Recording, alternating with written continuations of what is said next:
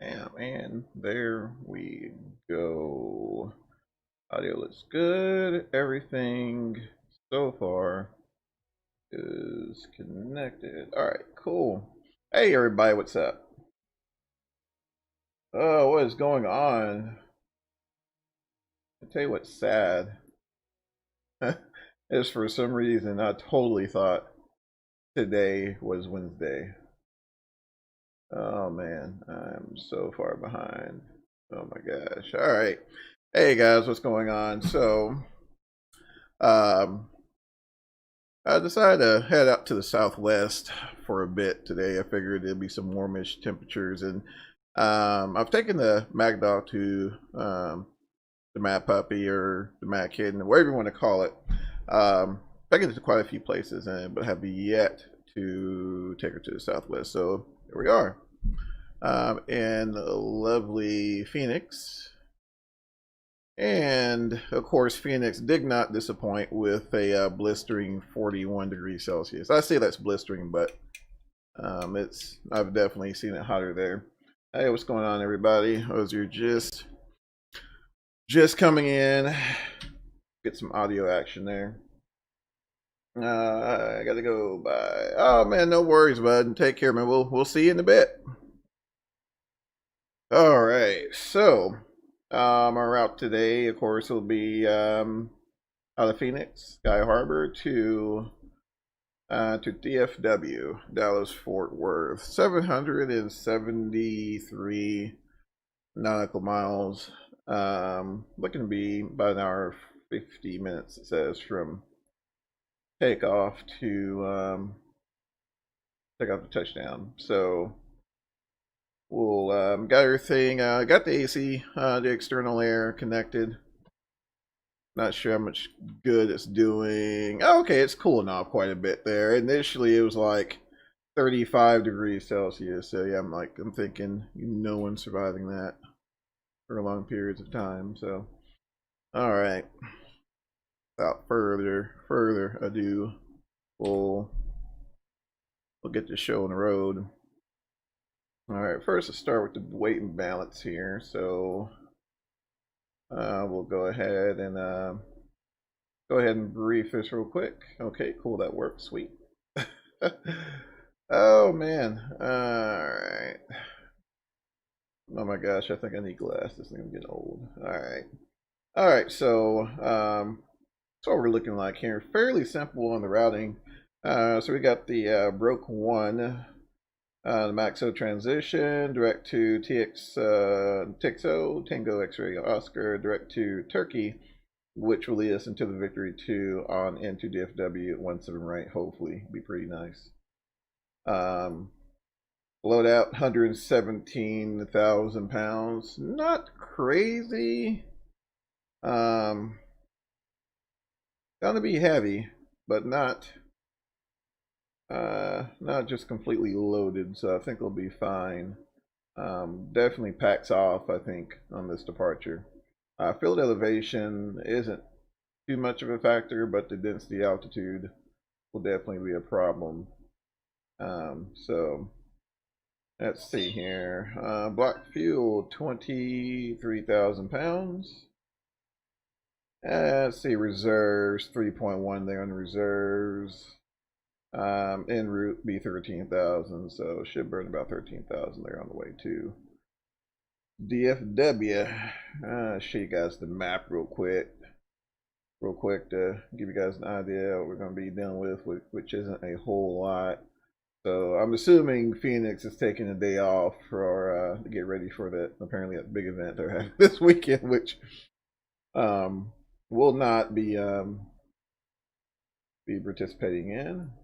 Got a little weather. It is actually raining here in Dallas at the moment due to the fact we just got railroaded by that, but no biggie. All right, so that's what we're looking like. As far as that goes. Let's jump back over here into the sim and get this thing programmed. All right. Transition that off there. Okay, so let's get this guy I do want to listen to Unicom, give us an idea what kind of traffic we're going to be dealing with. Or do that. All right, so we're uncontrolled. Let's play this real quick.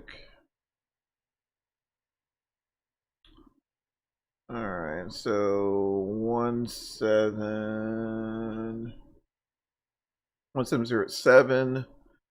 Temperature 41, dew point 4, temperature 281. All right, so we're east stops today. Cool. All right, get this guy.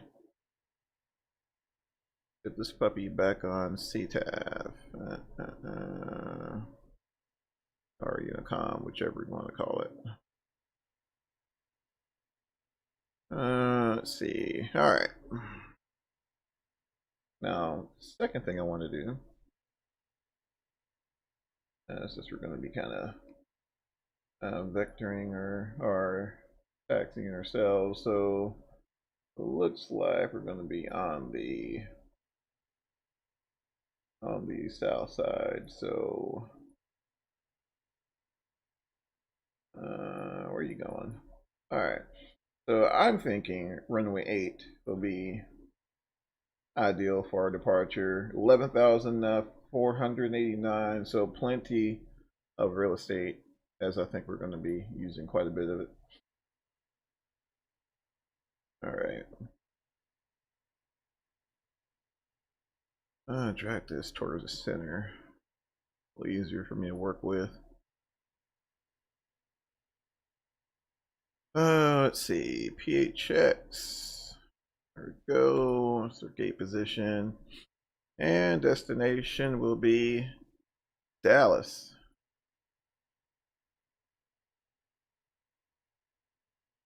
Oh my gosh, I'm getting thirsty just looking at the temperature. That's insane. I say it's insane, but it's like, when there were some days where it's like 113 Fahrenheit. So I guess you get kind of a little spoiled once you start heading east away from the sun, apparently. All right, let's see. So direct, what's that? Direct TXO. All right, so direct there, and then that leads right on into Turkey, and then Victory 2. So we'll go over here and find Victory 2 transition. Where are you? Okay, Turkey. All right, and 17 right 4 right now. That's what we're expecting, but that may change. Winds may shift. You never know in Dallas. All right, so got that out of the way. I really need to bring up my DPI for my mouse because it feels like I'm using way too much mouse pad. All right, let's go and do the emergency light test real quick.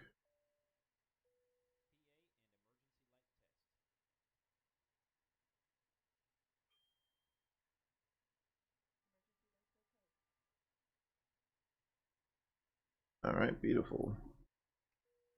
Seatbelts on. And I need to, actually, I think I need to do one more thing before we begin the boarding process. Let me go into the manager for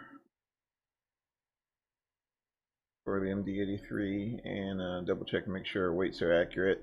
Let's see, what aircraft number are we taking today? We're taking, let's see, 9405 Tango. Yep.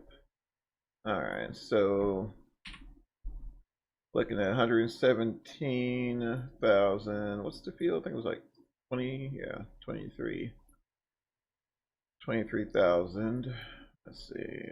So we'll do 9,200. This is I guess this is my only kind of, I don't know, sort of kind of maybe right is that It'd be really cool if they actually kind of had this in sim. It'd be really cool. Alright, so we're coming up to about 5,000 in the center. Alright, there we go. Alright, let's see. Whoa, I'm back. Bring this up. Alright, it's much easier. Sorry I'm late. It's my, oh man, happy birthday. Happy birthday. Dude, cool, man. What'd you get for your birthday?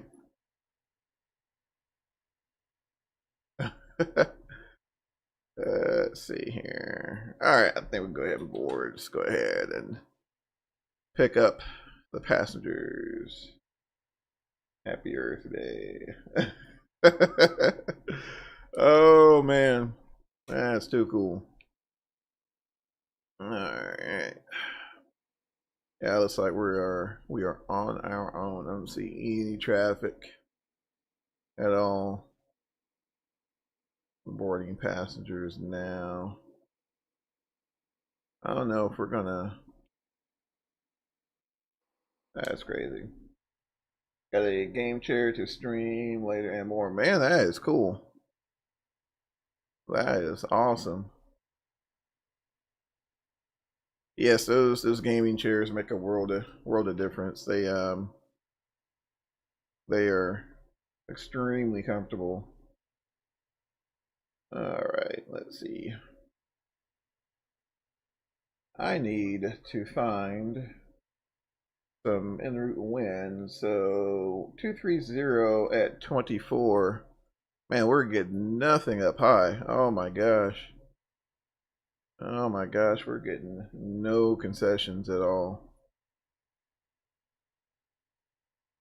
Nothing. Alright, let's see. So minus 44 there, and 3.1 on the reserves. Pray that we don't need that. All right, so we got the majority of that set up. So we'll come up here. I made some changes to my setup, so I'm still like, okay, where's this? Wait a minute, I do hear aircraft.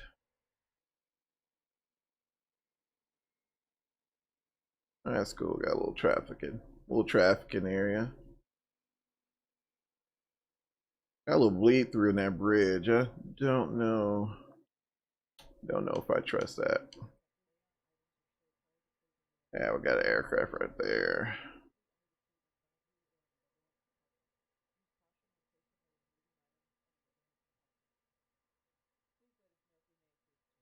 Really wearing suits in 100-degree weather. That's kidding. Oh man.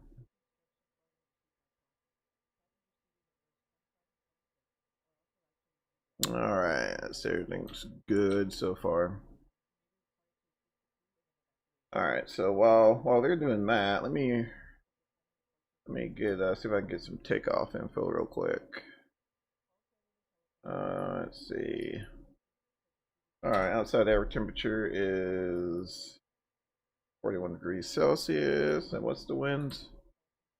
150 at 11. All right.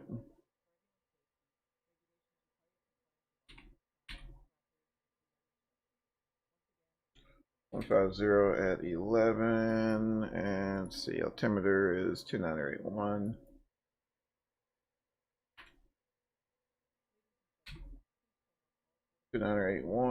And sir, let's see here.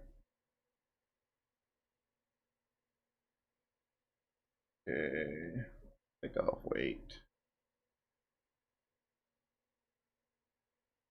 141.2. Runway length 11,480 feet. Close enough. One ray direction. Let's see. and dry.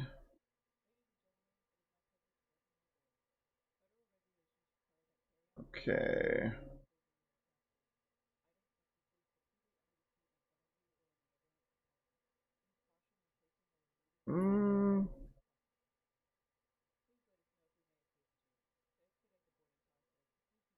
Well, 28.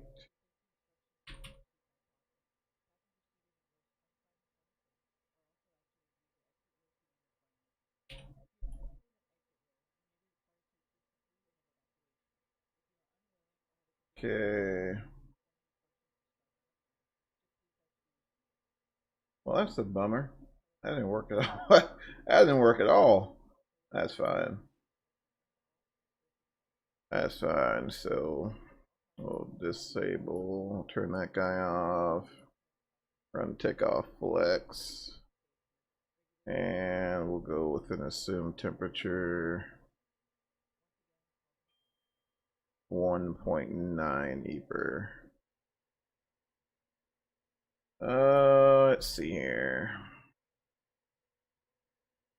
All right, so let's go ahead and get the APU fired up. Yay, it works today. Cool. Cool. And let's see. I think everything else for the most part should be all set there. Position light is on since the aircraft's powered up. Let me go and look at this departure real quick and get our initial altitude.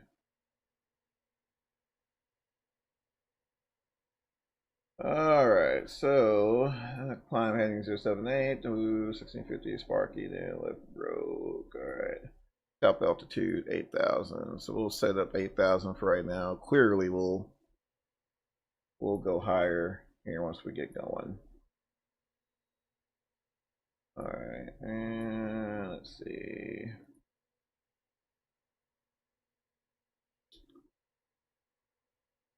Alright.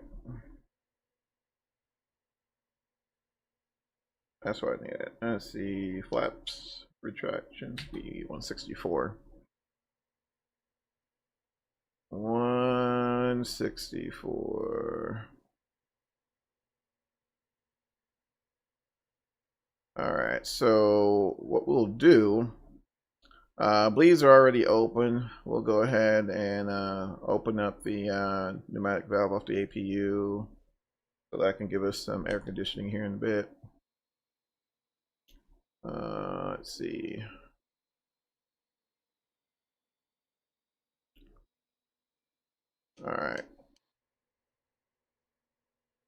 Alright, so that's set there. Trim is already set. Let's see, check that guy.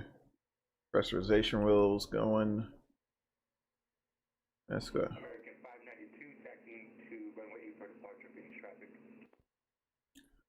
Well, that was a little strong. Alright, beautiful. Glad that works. Alright, so I think we're pretty be right bedtime for that. Sure, no worries, my friend. No worries at all.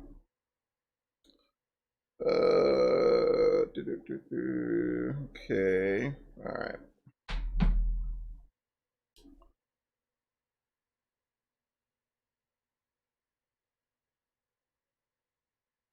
Alright, and there's, okay, we got bleed air.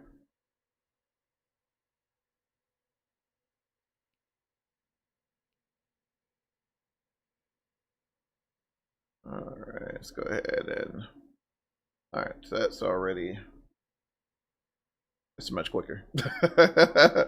Oh man, much quicker. Alright, so that looks good up top. Let's go ahead and call, whoops.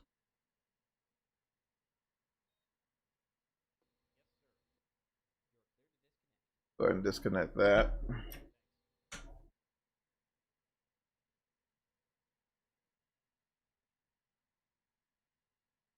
All right, so takeoff speeds are put in there. Of course, the I will be taking off with 15 degrees of flaps. You know, should give us the best performance out of here at least. And yeah, I think we're all set. Are we boarded? I mean, I may have missed the annunciation. Let me check the doors. Yeah, she closed the door, so I guess we're ready to go. All right, so in the meantime, we'll go ahead and get our fuel pumps on. Cern pumps auto. Start pump is off. Let's see. Seatbelt signs are on. And we'll open the left and right APU bus, come off of the external power. Close left and right bus, external power. APU air is on. Passengers got air conditioning, that's good. Well, galley power, don't really need that right now. And beacon, and I can't forget our auxiliary and transfer hydraulic pump. We'll be needing that. And then we're good to go, I think. Everything looks kosher. So what we can do, we can go up here. I gotta mouse over because it's much easier.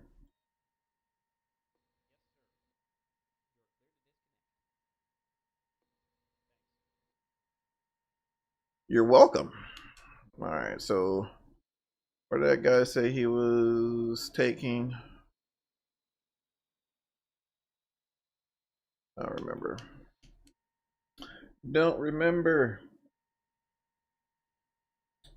All right, so that looks good there. Let me go over here. All right, so I'm going to assume we got numbers because we never got numbers. That might be a setting actually in my might be a setting that. So we're gonna cheat and say we got numbers. So 117,000.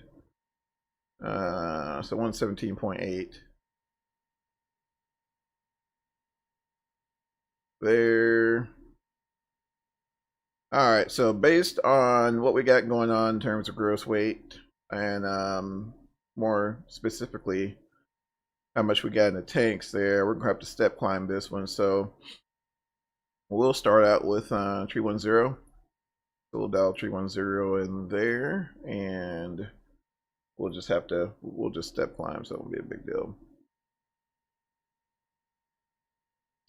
All right, let me get my map out. Whip it out here.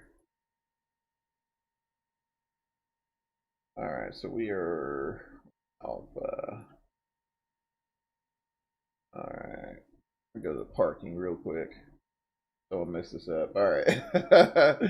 All right, yeah. So we're taking runway 8. All right.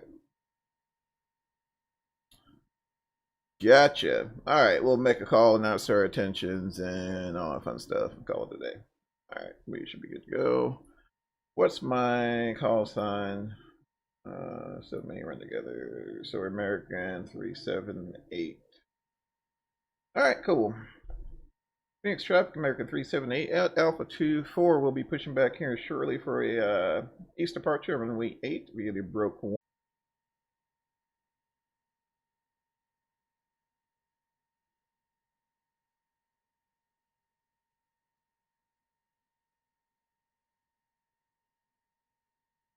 That is crazy. So I don't know if that was a YouTube thing or what. Are we back? Dealer? Yep, we're good. All right. I don't know if that was a YouTube thing or what. Yeah, I think we're good. Yeah, I think we're good. Woo. All right, so yeah, let's see if we can push here. All right, so yeah, I guess we'll push to the right. That is weird, but you know, I will say, like, anytime we get a drizzle of rain here, it just the internet just does all kinds of crazy things. All right, so parking brakes released, and we are clear to push.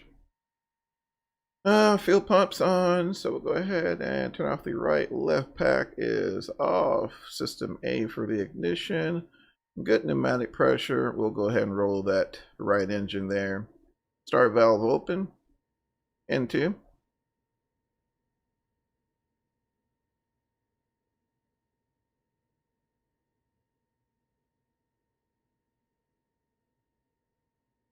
And looking for 20 to 23%. She's want to stall at 23. We'll take that.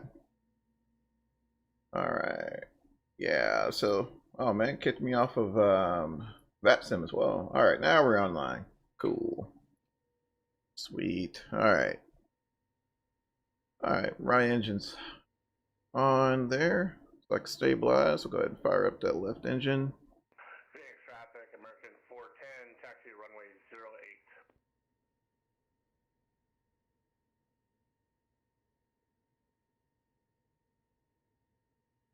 08. Let's see. Phoenix traffic, American 375, type MD-83, pushing back from Alpha 24, taxi into runway 8 for a east departure on the brick 1, Phoenix traffic. Last station calling, that was nothing but carrier wave. Radio check. We copy you now. All right. Phoenix traffic, American 375, type MD-83, pushing back from Alpha 24, will be taxiing into runway 08 via Bravo, Phoenix traffic. All right. No, American 410, we might be passing it, so you'd be looking for a 321. Let's see. That's Station Calendar is 375. It should be fine. We're still getting pushed back here. Should be good to go. Roger that. All right. Let's see. Flaps 15. Close the start valve there. A little late on that, but it'll be fine. Oh man, it'll be fine. All right. APU is off. Galley power on. Packs left and right are on. Let's see. Captain side metering and heat is on. Anti-ice is on. Why, I don't know, but it's on. All right. She's talking. And we'll go ahead and close the pneumatic valve on the APU and shut the APU off. Let that cool. And yeah, I think we're good to go. Should be a 321 coming from somewhere. We'll watch him. We'll watch for him. All right. Yeah, I don't see him like anywhere. He may have passed us already, did he? He passes. I don't see him. There he is. There he is. All right, cool. So we'll wait for that guy. We'll wait for that fella to pass, and we'll get out of here. And we're pretty much set to go. We'll go ahead and close those bleed air valves. I was debating whether or not I wanted to leave the APU running, but I think we'll be fine. So yeah, let him pass, do his thing. I think everything else should be kosher. Let's see. There we go. Want to arm that. Actually, let's go ahead and do this as well. Flight directors. All right, toga and nav. All right, beautiful. All right, guys, we are out of here.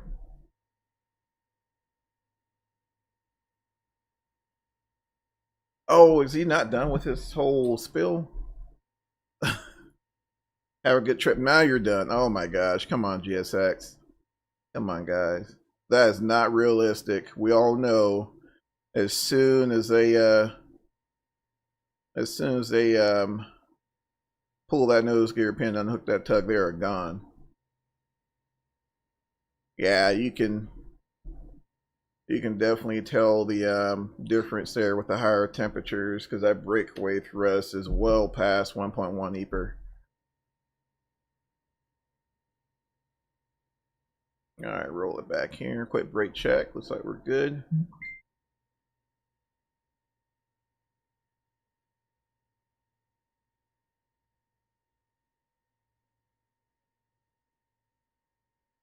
All right.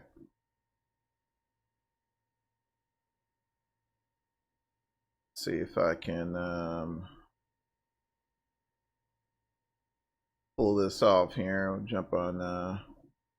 jump on Bravo and make our way Make our way on over.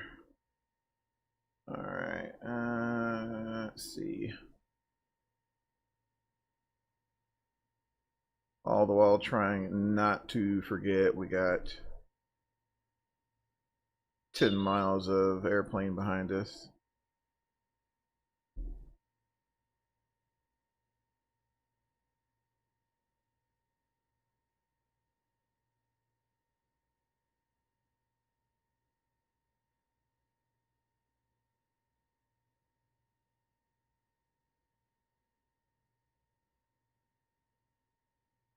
All right.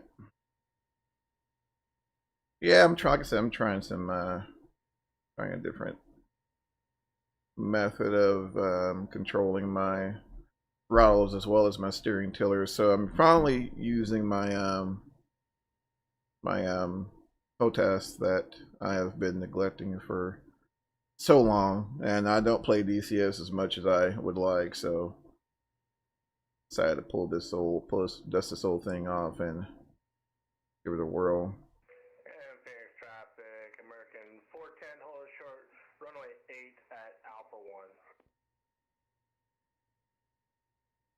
1. All right, guy, are you gonna depart or what are you doing?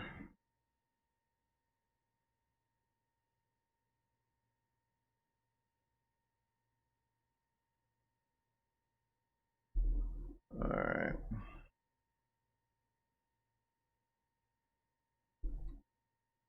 Yeah, I think I see him over there. We'll come up a little bit. I think we're like 15, was it 16 knots now? We'll come up a little bit. Phoenix traffic, American 410, taking runway 8 for departure to south.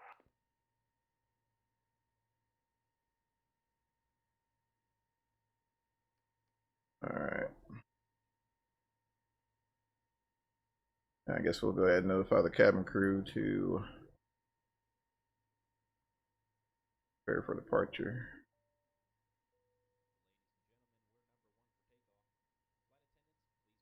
Technically number 2, but who's counting?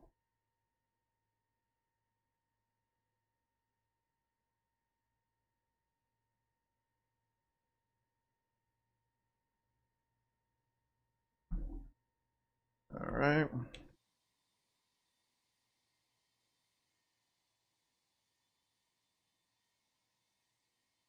There's that A321 starting its departure there.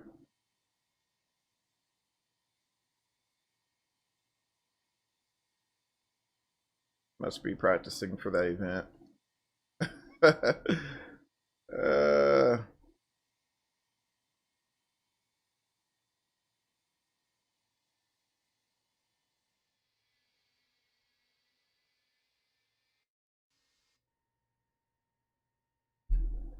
All right, we'll roll those guys back. So yeah, departure be fairly standard, other than PAX off. So we'll run PAX off till 400 feet, and then we'll run PAX to auto.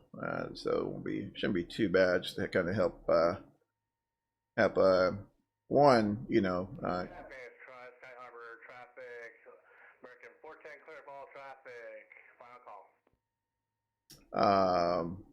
One to help keep those EGTs down, and two to get the maximum performance out of them. So fortunately, we don't have the 217As. Well, I think these are the I think I put the 219s on this one, on these. So which is really no difference, just a higher rating. All right, so looks like he's gone.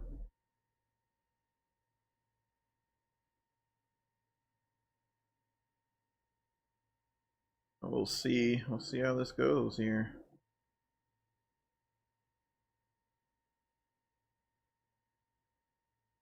And yeah, we're going to use full length. Every stinking bit of it, we're going to use it. All right, looking pretty good so far. Let's double check left here. All right, see if I can pull this off. All right.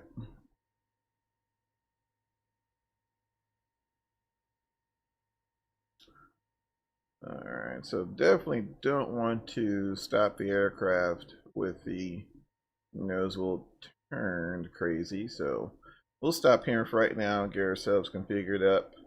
All right, so auto brake set for takeoff, flaps 15, spoiler is armed, antenna 1.5 degrees nose up. Let's see, for the antenna, it looks good there. Alright, and start lights on, engine ignition, system A, everything looks good there. Alright, we'll go ahead and turn those packs off there. And landing lights on. Looks like we are ready to go. Alright. PS traffic, American 375 departing runway 8 with the departure to the east. PS traffic.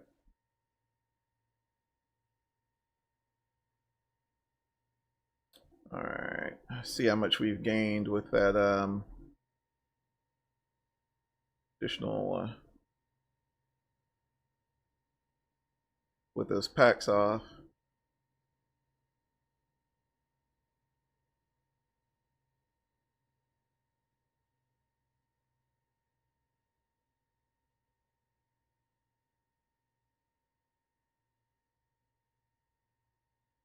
Alright, let's see here. Finals clear, runways clear, and clearance received. Have displaced threshold. They're lined up here. Alright guys, so no delays. We're gonna go ahead and send it here. So take off.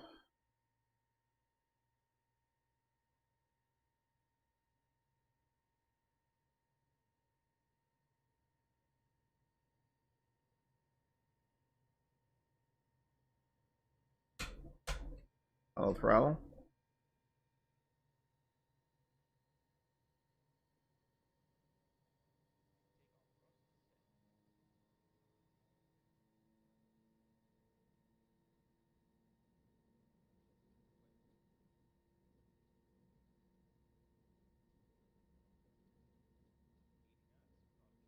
Alright.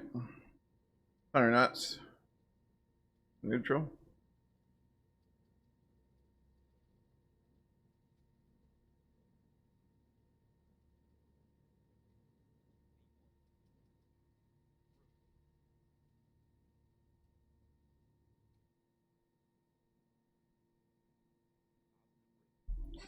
Yeah. And she is sluggish there. To be expected. Got that 20 degrees up there, guys. So we're gonna go ahead and get that packs on. VNAV.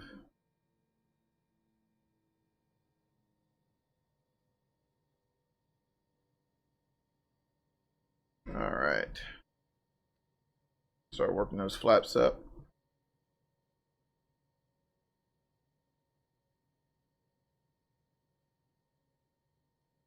And Phoenix traffic, American 378. Clear of all runways. Phoenix traffic, last call. All right. Start working those flaps up. Or slack retraction speed.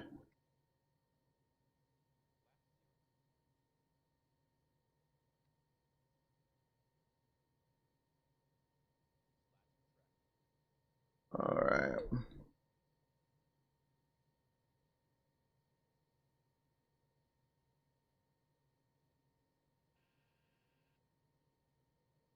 Oh, speed, low enunciation.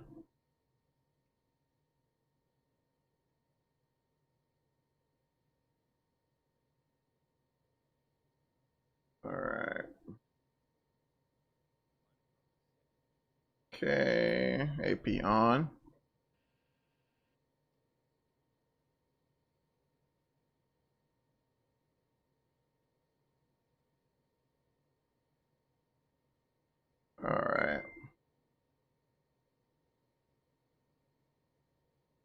All right, guys, we are gone.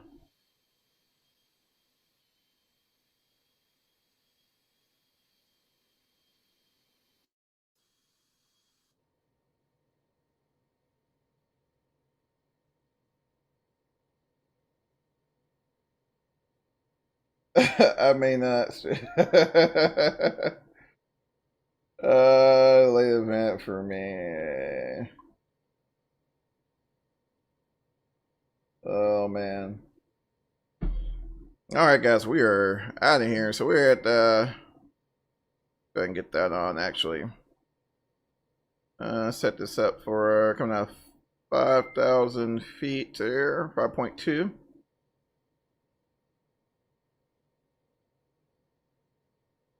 Might hit a little turbulence here as we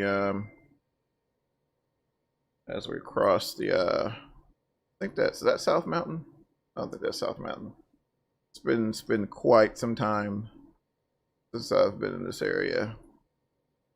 Alright, hydraulic pumps too low.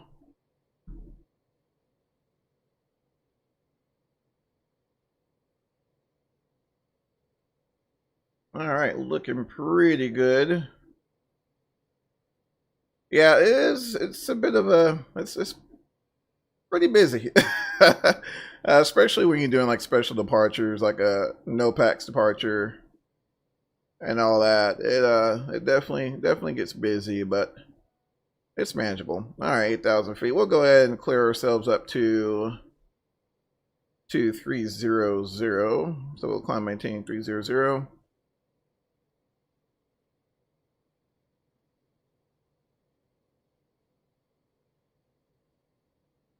About what I would expect though in performance. We're not screaming out of here in terms of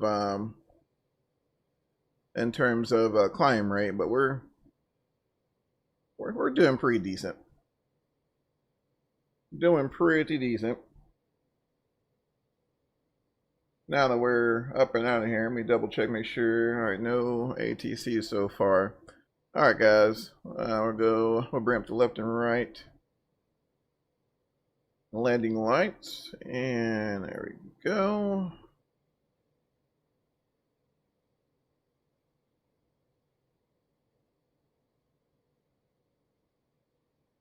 All right. All right, we're looking sharp. Cabin's climbing nicely. All of our APU controls there off. Galleon powers off. On, actually, sorry. Alright, yep. Cool. So, this is, I mean, P3D with the hotfix 2 installed. No True Sky. And this is just personal preference, I guess, but I don't care for it. One, it just seems that it seems to be causing more problems than it's worth, so I just opt not to use it. That's just me. So it's just regular at the sky cloud art, and yeah, that's it. So far, so good in terms of stability. Of course, now we need to monitor our GPU memory. I know. But right now, 4.2 out of 7.1. I got an 8 gig card. So frame rates, pegged out 61. And yeah, health points, whatever that is, is equals 1. So yeah, I've heard that. I have no idea what that is. But all right. Doesn't look terrible though for default mesh. I mean, not the best, but not terrible either.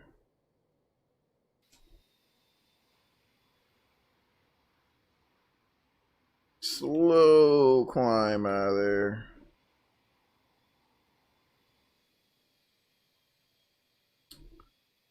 We'll see you later, Phoenix.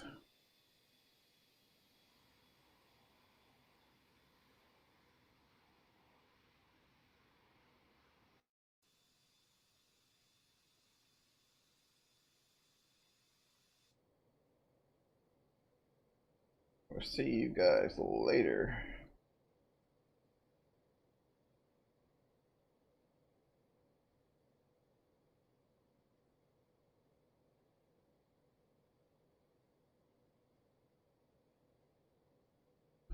Alright, let's take a look here.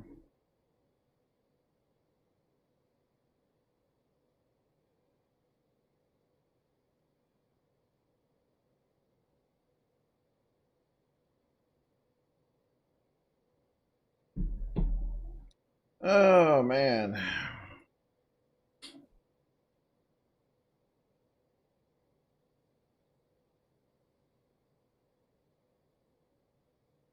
Looks like we're making a turn.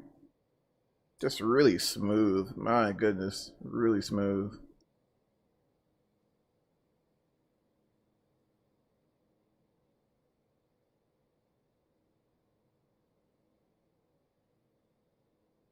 Let's see. I'm gonna hold off on the seatbelts there.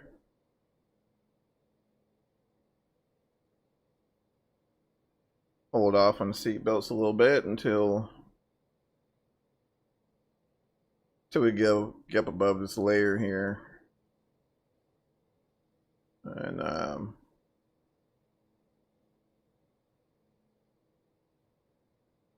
we'll go from there. All right, what's our en route time?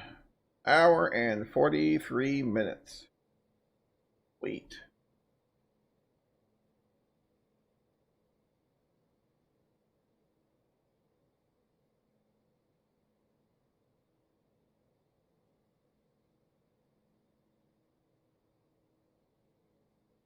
Gotta love the old non-ergonomic flight deck. The most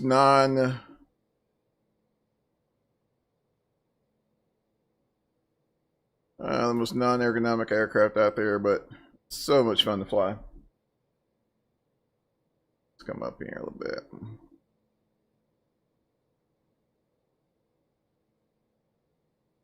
Should pop out of this pretty soon. We're at 180 there. 2992 on the altimeter. Let me double check. Alright, let's see here. So gear up, no light, spoiler level. Can't talk. Spoiler lever disarmed. Auto brake off disarmed. Flats and slats up, retracted, no lights. Engine ignition is required. Pressurization check. Let's see, 10,000 feet. Done that one. Fuel system check. Nut sear panel checked. Hydraulic pumps low and off. I think they should be.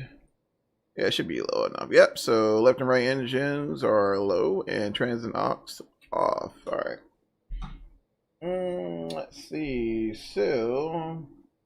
And stereo cockpit, we're out of that. We're above 10,000. So sweet, beautiful. We're good to go. We're good to go. My goodness, we are getting no headway on the ground speed. What is that? Is that 16? I can't tell. It's 17 knots. Not too bad. At least it's a tailwind. I'll take that. It might be a 17 knot tailwind, but it's a tailwind nonetheless, dang it. So we will take that all day long.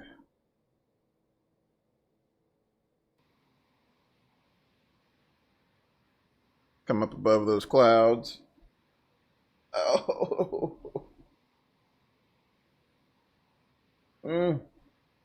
Oh man, water.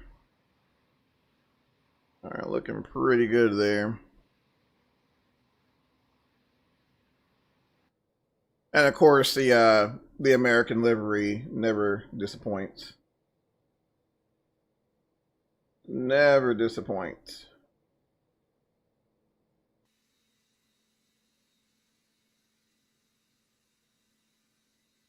Right by the engine, I think. Actually, we're above it. Yep. Yeah, we're above it.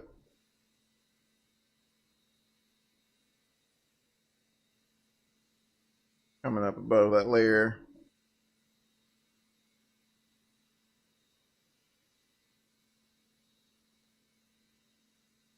Too cool.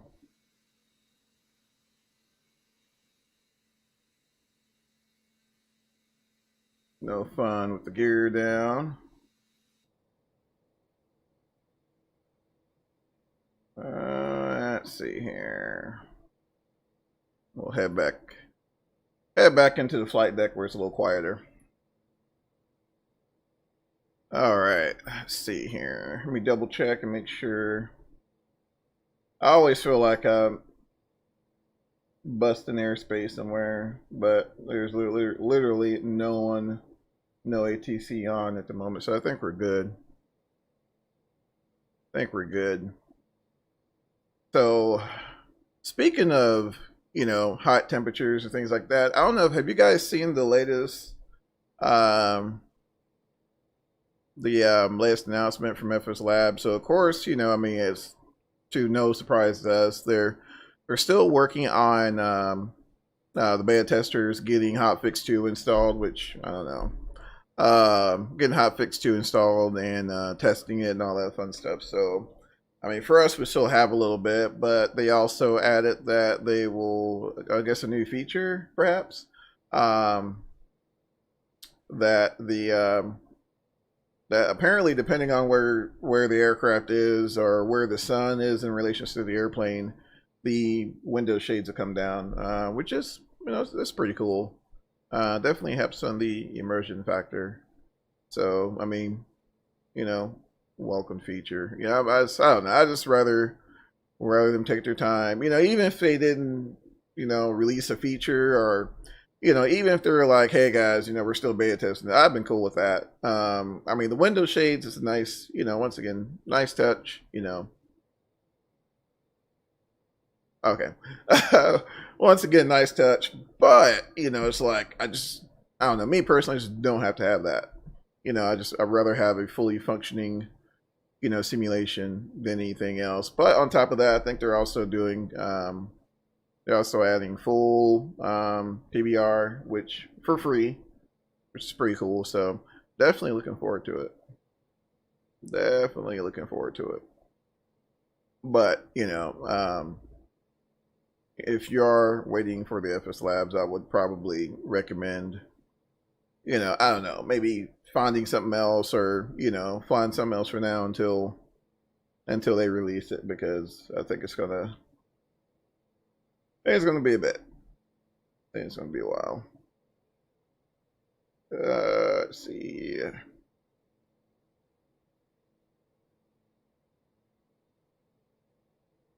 Alrighty.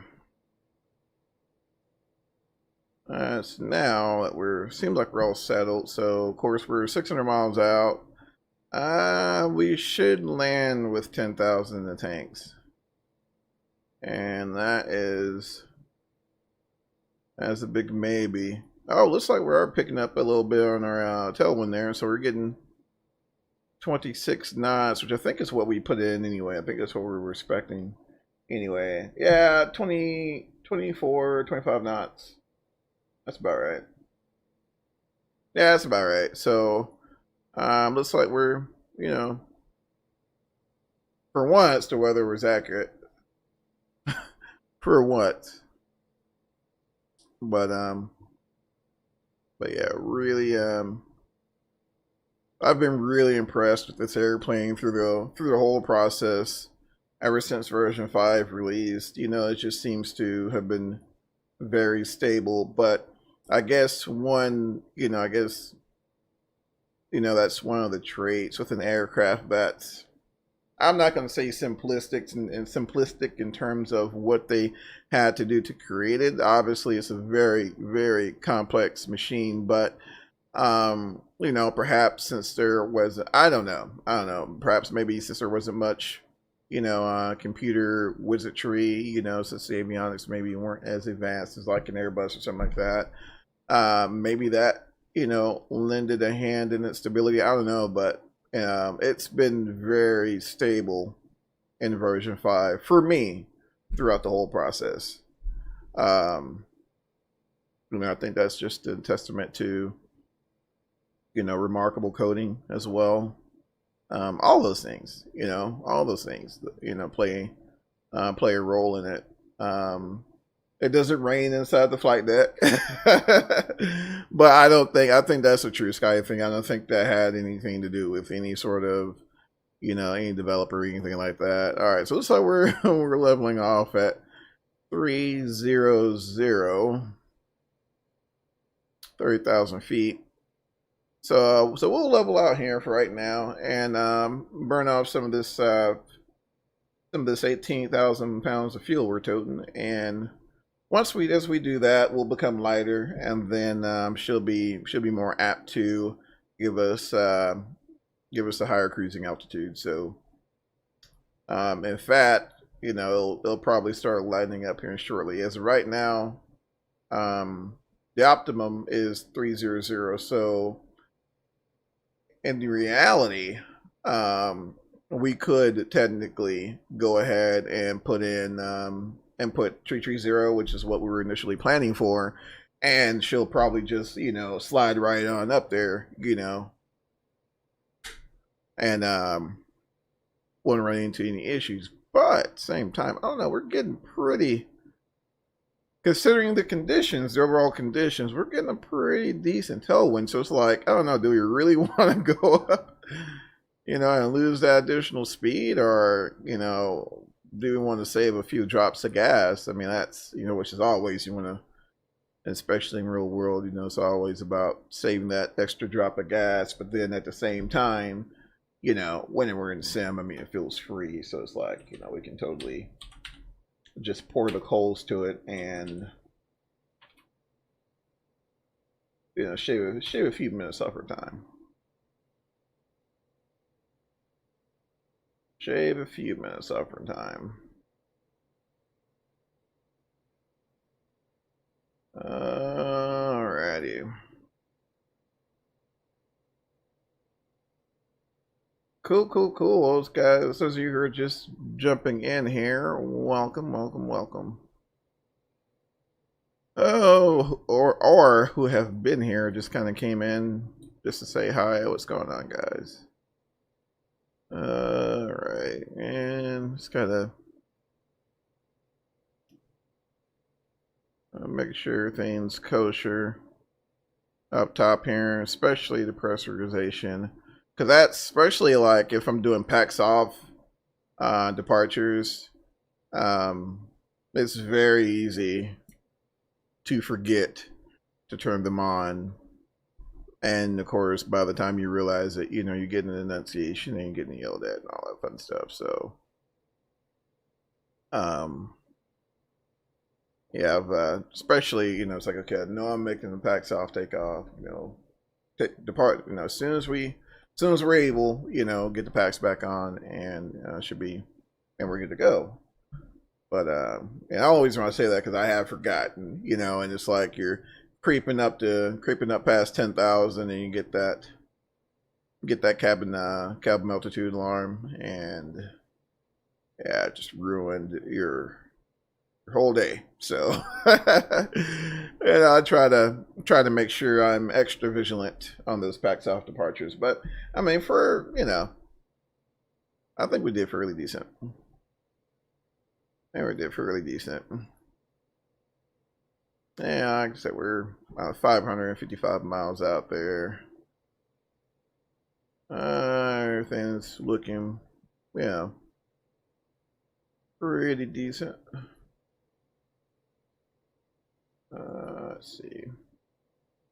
But I'm not gonna lie. I noticed a huge improvement on my throttle accuracy going to my Thrustmaster versus the SciTech quadrant. I love the. I mean, it's more realistic, right? You know, with the SciTech quadrant. But at the same time, you know, it's like it's very once those pots get dirty, they become very noisy.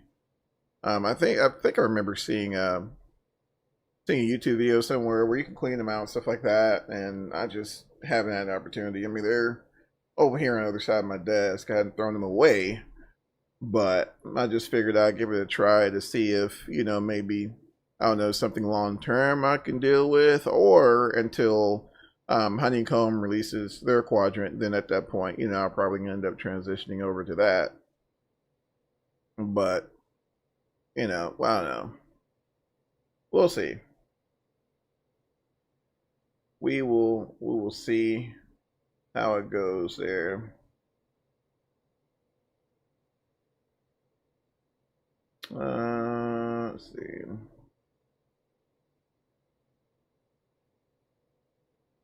All right.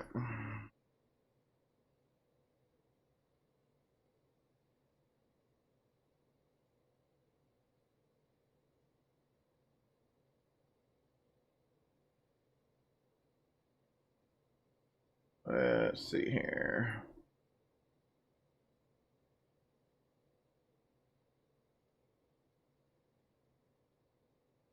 Holy cow.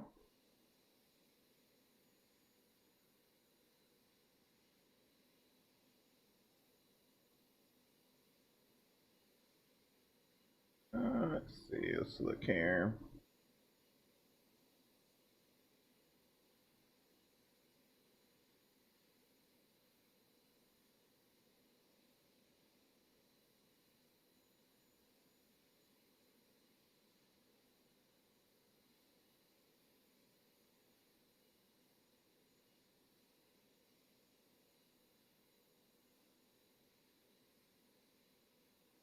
Interesting. Okay.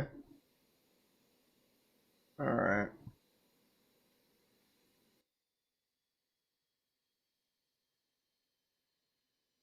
Moving along there.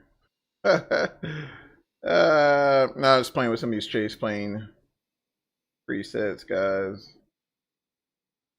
Let's see here. That's pretty cool. And chase plane also picked up another update as well, which makes life so much easier. So you don't have to go and hunt down a bunch of presets or try to fix your own, which I kind of prefer to kind of create my own. But you can automatically generate presets or different camera positions as well. So I have yet to find an aircraft that where it, you know, it doesn't do that for you. So it's I mean, it's really cool. If you guys haven't checked out Chase Plane, I would highly recommend it. Highly recommend it.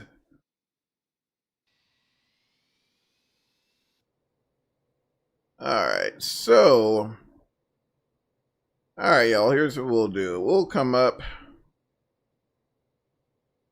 We'll go ahead and come up to 330. All right. There we go.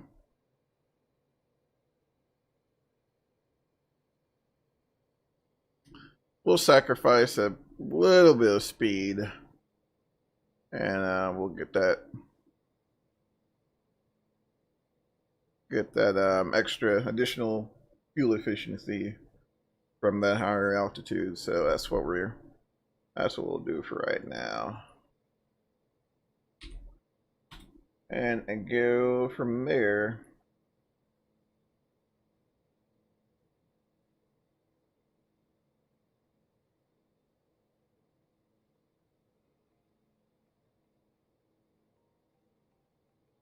All right.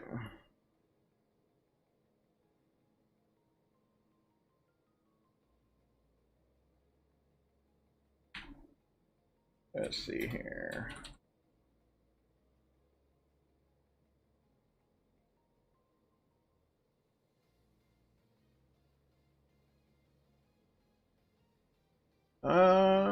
let's look here, see what we got going on. Alright. Kind of down a hair. Oh man. I feel like I'm gonna forever fight audio issues. That's just a struggle. FO side there. That's a very unique view, especially since I've been. Now I'm, you know, flying with predominantly the right hand now,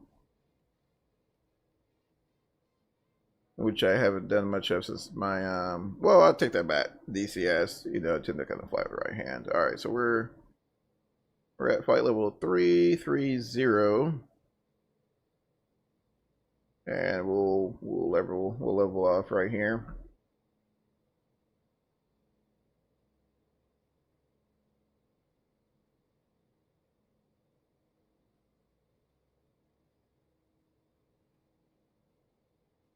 All right.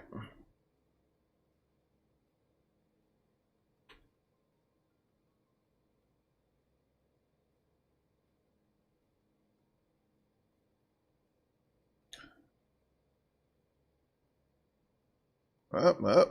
Okay.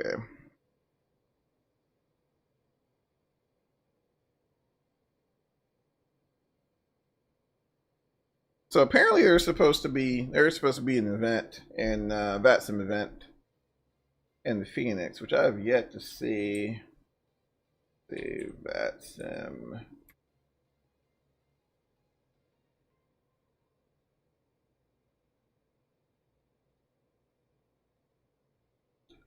Tour of China.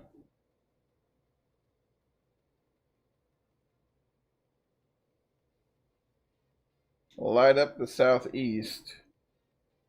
Oh, light up Southeast Asia. Okay. That's an event that's coming up. Actually, that is tomorrow. Good morning, Portland, June 27th. Oh my gosh, that's City Shuttle, Amsterdam to Vienna to Schiphol. Get out of New York. That's funny. There are actually quite a few events on here. Now I'm on the Vatsim. What's Cajun craziness? Oh, what's going on here? Monroe, Shreveport.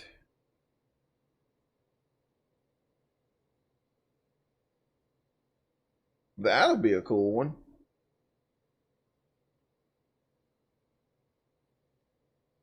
Oh no, this one I'm actually quite interested in.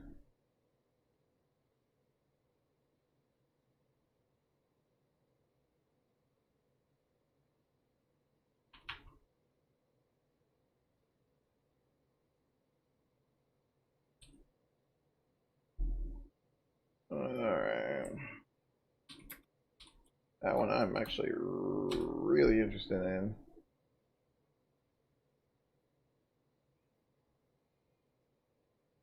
Let's see.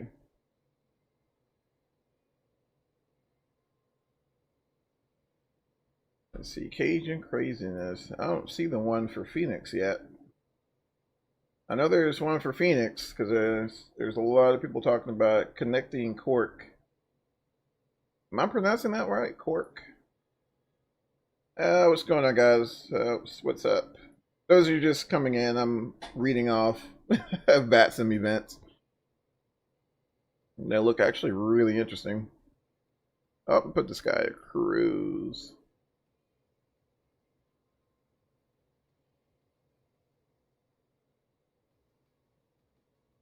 Let's take a look here. See Gatwick. Of course, Europe never disappoints. KTech Revive 2020, July 4th.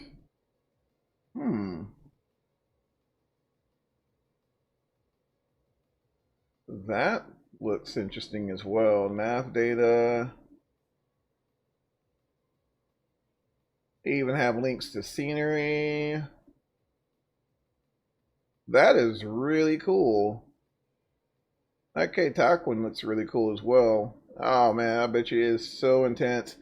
The that reminds me, what approach is that into LaGuardia? Is that the I can't think of that approach into LaGuardia. That one was pretty intense as well, but nowhere near the level of Hong Kong from back in the day.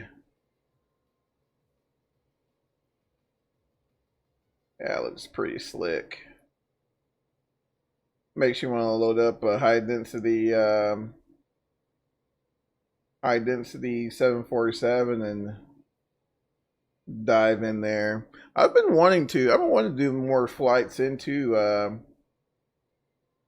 that side of the world, like Japan and China. But it's really hard to find scenery there. So if you guys have any thoughts or any ideas on scenery and for like Japan, Hong Kong, anywhere on that side of the world, let me know, because the only ones I've been finding are for like FXX, and you know, we're not totally not on FXX anymore. But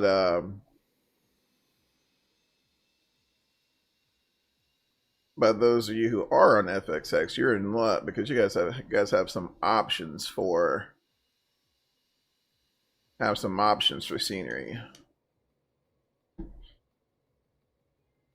I don't know, sometimes I kind of crosses my mind. It's like, man, maybe I should load up FXX, because there's so many cool add-ons for FXX. So many cool add-ons. But, you know, that never, I guess over time, you know, that never really transferred over, you know, into, you know, later versions of Flight Simulator. It's a bummer, you know, it's a bummer. I've mentioned it before, you know, like there's certain aircraft that we don't see in P3D that we used to see in FXX, and you know, I don't know. We discouraged flying into the traffic. Also airports weren't built to. Gotcha. Okay, you need to have at least. I'm sorry, guys. I'm reading the rest of this event here. All aircraft expect IGS-13 approach, VUR-13, NDB-13, visual-13. Okay, so no VUR, NDB, or the visuals. Wow. Wow, that's crazy. That is crazy.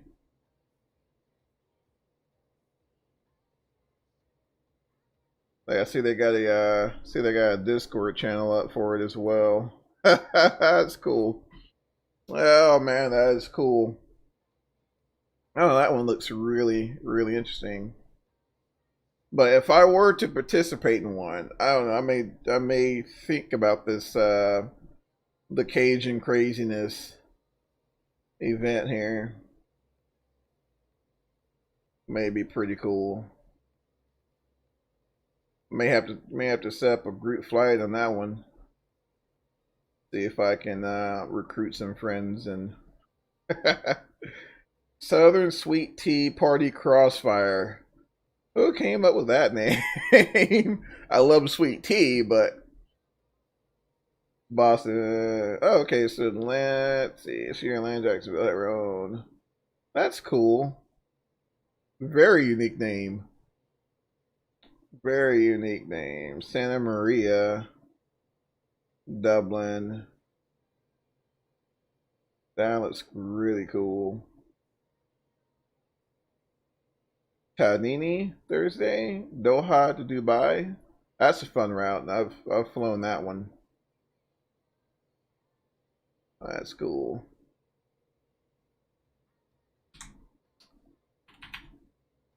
That is cool. Alright guys, let's dive back in here and see what we got going on. I'm at 0.74, ground speed 453 knots. Still about 22 knot tailwind, not too terrible. And our estimated time is 1 hour and 7 minutes, folks. Count them, 1 hour and 7 minutes.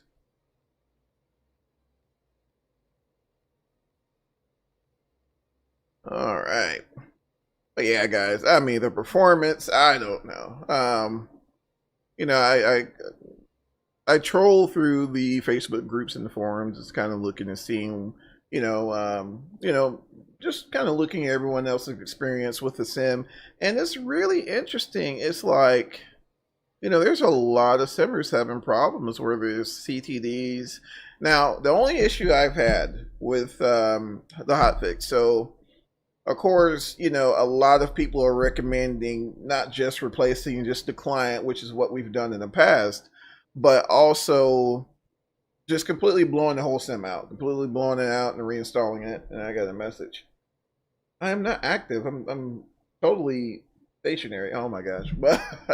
But yeah, completely blowing the sim out and starting from scratch. So that's what I did, And it's kind of nice. So I didn't delete any of my aircraft or any of my scenery. I just there's a little tutorial. Basically, it's a forum post. I think a gentleman by the name of Nick from Orbix did it, and I went by his instructions, and it worked out great for me. Now, they also recommend if you have like Orbix Global, things like that, which I do.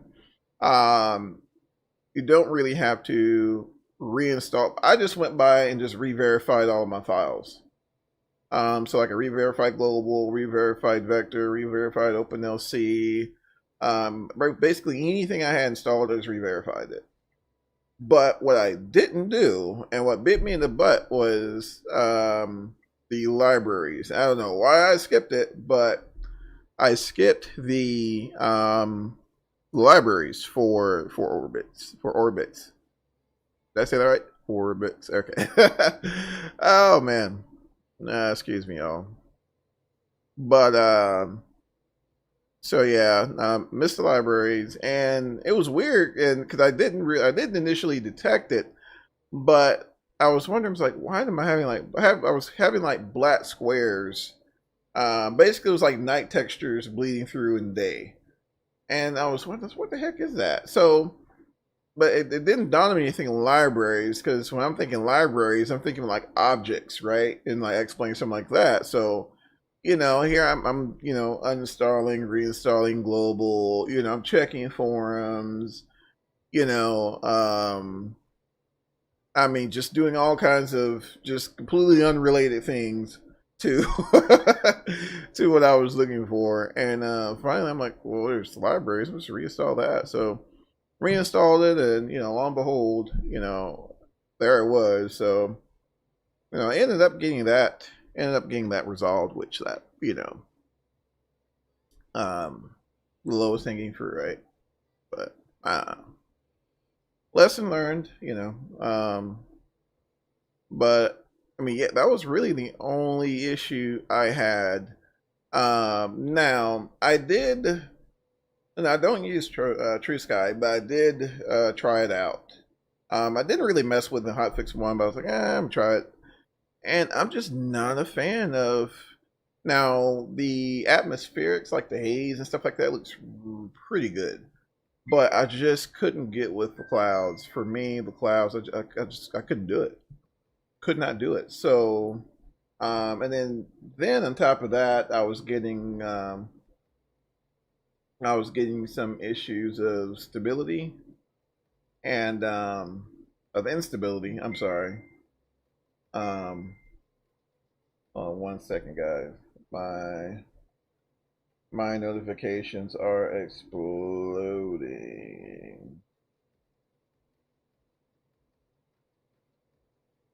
All right.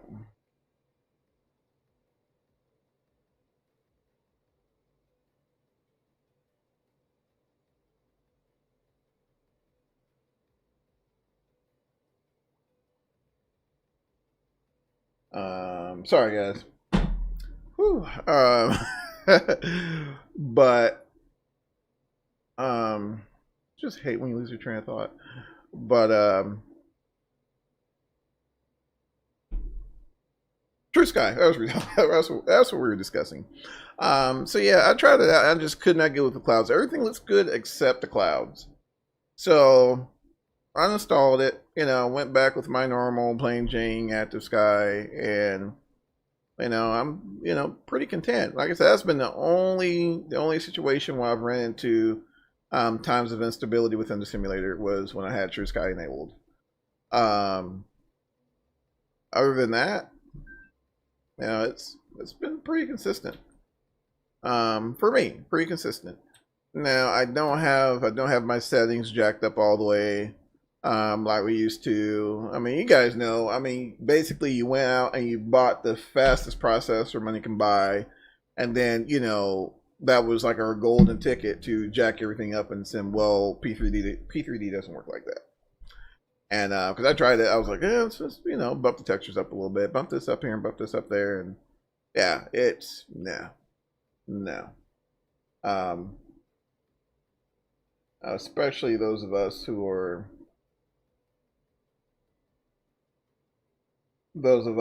are limited on the VRAM side on the video card. It's 8 gigs is you're living dangerously with 8 gigs of VRAM on your card, but 4 gigs, it's 6 gigs is not looking good. And at that point, it really leverages heavily on the developers to optimize as much as they can. But I mean, we just have to come to reality. If we want things to look good, it's going to cost us. Whether it costs us, whether it costs us on the on the processing speed, or if it costs us, with GPU memory.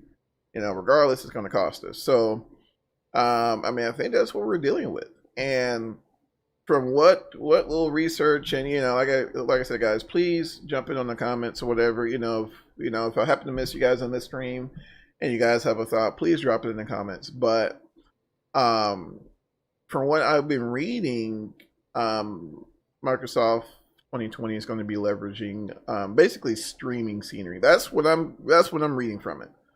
A lot of that's going to be using their basically is what they were trying to do with Xbox or back in the day.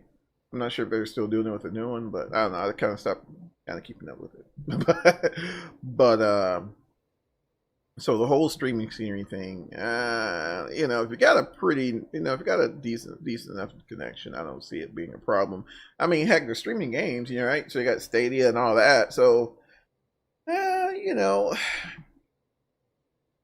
I don't foresee it being a problem. I really don't, especially when especially when the scenery is heavily optimized, which I think is why they're making the alpha as big as they're making it to develop, to get that data set necessary to make those adjustments to be able to better optimize their infrastructure. So, I think that's really cool.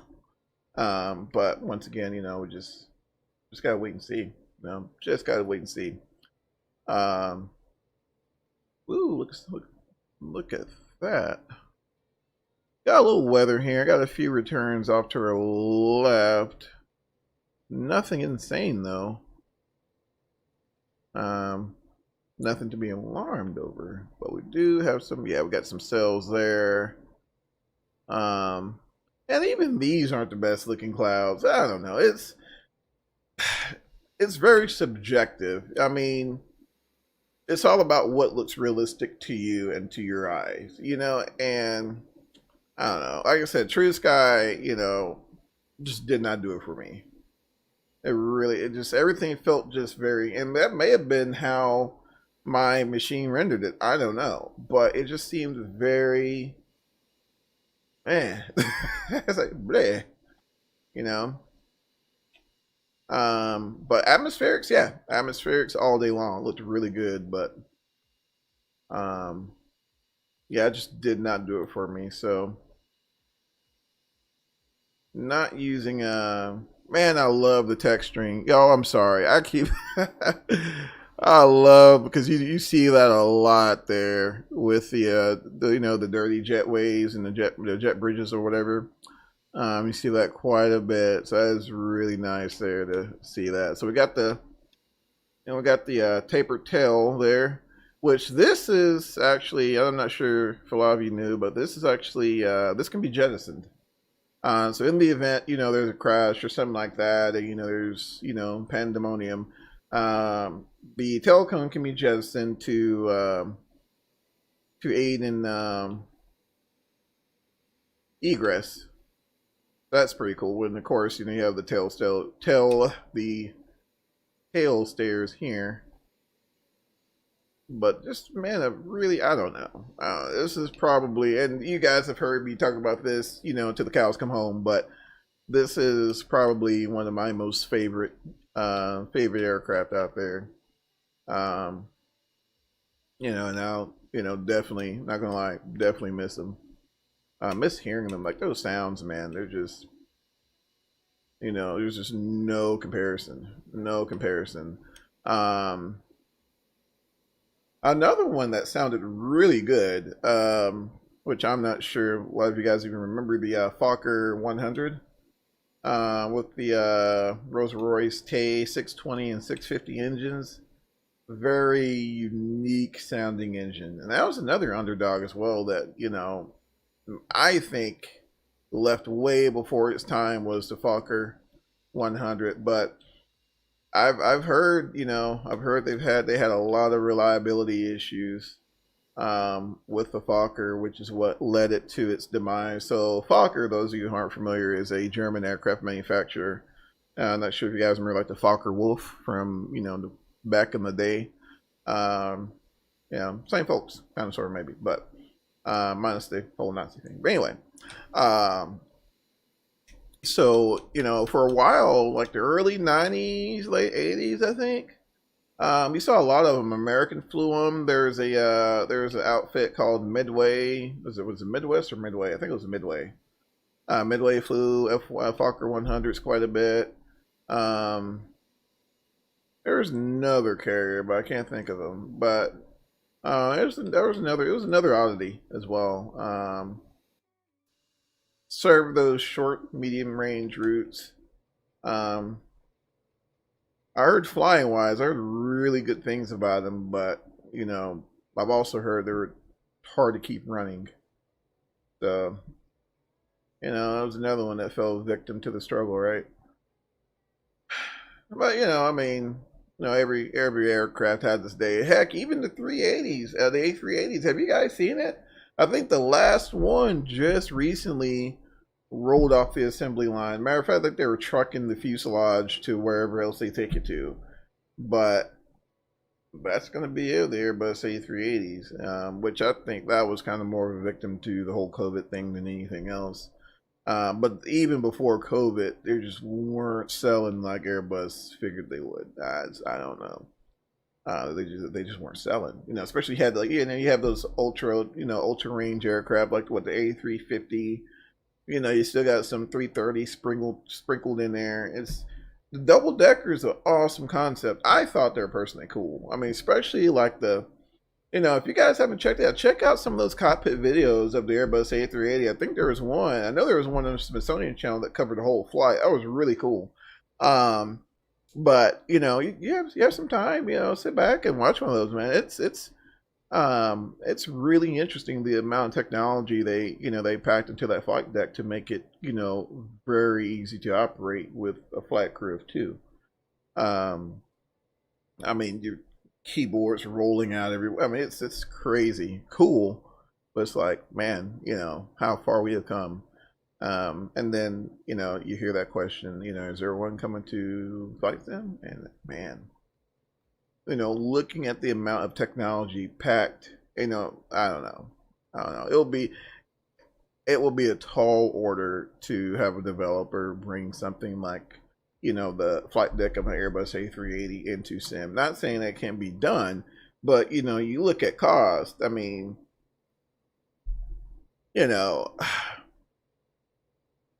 I put it to you this way: it would not surprise me if we did get a study level Airbus A380, it would make the price of the FS Labs A320, A319 look like a charity case. Like, no joke. Yeah, I think the cost would be up there for sure. Like I said, it'd be cool, you know, and I know probably, you know, there's no doubt in my mind it wouldn't sell. I think it definitely sell. I think it'll definitely sell a lot of units, but I don't know. That's a really tall order, But like I said, it'd be, you know, like I said, it'd be cool to see. It'd be cool to see. Because really, I don't know, guys. We really hadn't even seen a really good 757 for P3D. I mean, I haven't. I mean, I think there's Captain Sim, right? But I don't know. Yeah, I don't know. But I mean, as far as aircraft, it's like, what do we have now? You know, the Mad Dog's gone. Oh yeah, I mean, the 757. Think about it, 757's on its way, right? So, you know, they got the 757, 767. I'm sure they're going to find a reason to get rid of it. I mean, what's left? Embraers and CRJs and 737s, right? 747. I don't think there's hardly any passenger variants flying. I don't think, right? You know, of course, you know, box hauling all day long till the cows come home. But I don't think there's many, you know, many 74 passenger 747s left flying. I think they're all being, I think those routes are being handled by, you know, those twin engined, you know, ultra long range, like the, you know, 787, and then the A350 and all those. Yeah, it's just, I don't know. And, you know, I mean, all good things must come to the end. And, you know, we all kind of seen the golden age of aviation or commercial aviation going away, but, you know, doesn't make it any easier. That is for sure. Oh, there's Fort Worth Center. They normally come on around this time. They normally come on. Let's see here. I think we're still. Yeah, I think we're still in Albuquerque's airspace. We're gonna be in Albuquerque's here for a little while longer, and after that we'll be heading on into heading on into Fort Worth Center. Oh man, oh my goodness. So yeah, I don't know. I mean, you know, there's not a whole lot of those, you know, 80s era airliners really. I mean, the Airbus, of course, but you know, they're constantly being updated, and you know, the software revisions are constantly changing, and that's another key right there that, you know, I didn't really, you know, think much about, you know, especially a lot of the glass cockpit aircraft. You know, it's very easy to update the avionics. Well, I'll say that, you know, hardware capabilities and things like that. But you know, so that also extends their, you know, their lifespan. So you know, and then I think the Airbus, they're getting, you know, new in the what's the leap engines or something like that. And then of course the Neo versions and all that. So I mean, they're getting a, you know, I guess you could say a redesign. So, you know, there's a lot of changes, you know, there's been a lot of changes in the commercial aviation world, and, you know, with the pandemic going on, you know, that's accelerated a lot of things. Like, I don't think Delta had planned on retiring their MD-88s until like next year, I believe. Thanks for like, by the way. So, you know, there's that, you know, and but you know, like I said, you know, those aircraft, they burn quite a bit of fuel. I mean, you have to think just our en route segment, according to the to our numbers, just the en route segment, we're burning 13,000 pounds. You know, just, we're not talking about taxi or anything, just the en route segment, 13,000 pounds. So, you know, leave it at that. So I mean, I get it. You know, it's all about, you know, it's all about economy, and you know they don't fly them for, you know, av geeks like us. You know, they fly them to make money. And you know, I think we all know that, you know, the MD-83s and the MD-88s and all that, they stayed in the game so long because most of them weren't leased; they were owned, and they were paid for. And so even despite the overhead, they still made money. But if you can't fill them due to COVID or, you know, aliens, whatever, if you can't fill those seats, then you're not making money. Especially, you know, you know, high maintenance costs, right? All those things kind of, you know, play into it. So, you know, the bean counters, you know, at American and Delta, I mean, they, you know, it makes sense. But you know, once again, it doesn't make it any easier for us. I think I even heard American here. Oh, no, okay. American here at some point will be going up to 100% capacity. So when this whole thing kind of broke out, they were initially, I think, like 85%. I remember because my job, I travel quite a bit. I remember going on flights, and you know, the flight attendants were, you know, spacing us out and all that, which was cool. You know, it's, you know, especially, you know, at that time, no one. I mean, we still really don't kind of know a whole lot about the whole, you know, virus thing. You know, not as much as, well, we've learned a little bit, but um, especially back then, we didn't know anything about it. So you know, the only thing we knew was distancing. So you know, the flight crews, they were very good about making sure we were distanced and things like that. But I mean, if you're packed out, where do you go? I don't know. I don't know how that's going to play out. But might be time to invest in a Phenom 300. Man, that was good. Or a TBM. I don't know. TBM would be really nice, but the Phenom would just be the ultimate. At one point, I really wasn't much of the whole beach jet line. I really wasn't much of a fan, but I've been watching what's that guy's name? Well, that's not his name, but his channel.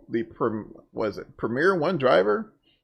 So he was an ex-fighter pilot, and you know, started up a business, and of course, the business apparently was extremely successful enough to for him to purchase a freaking Premiere, and and so he you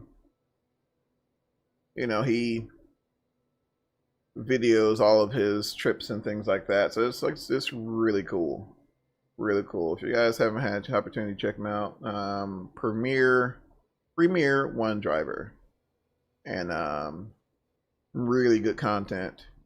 But you know, just looking at the Premiere One, it, you know, that's just a pretty nice little airplane. You know, nice little airplane.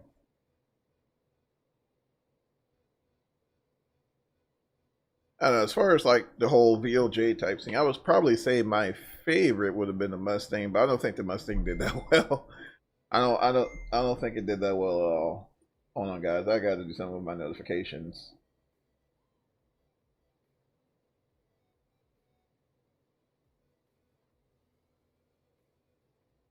All right.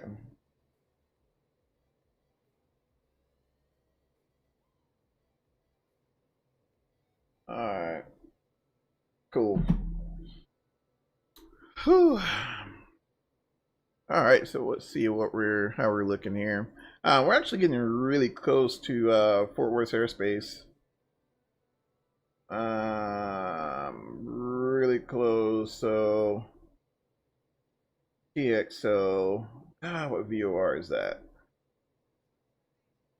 I was supposed to navigate. Supposed to remember this, guys. I don't know why. Let's see here. Hold on. Navigate. Tetsuko Vortak. Yes, that's it. All right.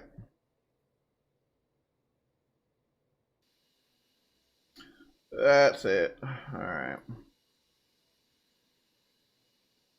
I don't know. I'm thinking about waiting for him to call us, but I don't want to be that guy either. Let me minimize that.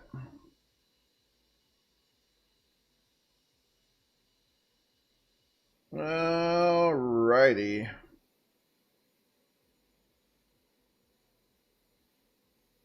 Yeah, we are almost there, so yeah, let's go ahead and see if we can give him a holler.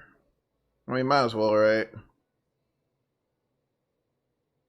Dive back over here. Grab a drink of water.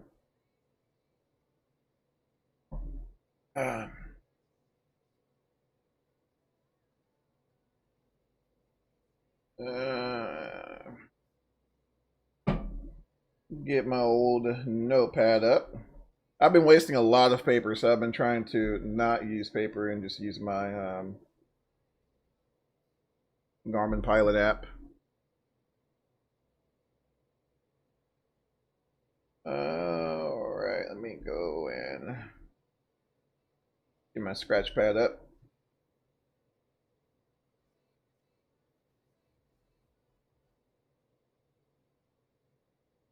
Is it me or it's mighty quiet? Did I hold on. 35.17, so that's accurate. Alright.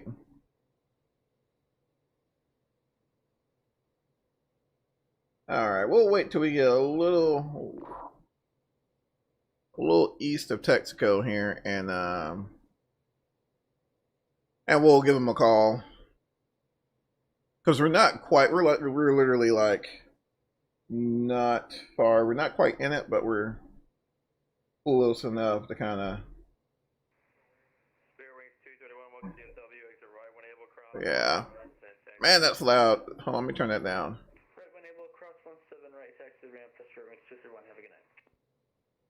Weird. Oh, discontinuity. Alright. Alright.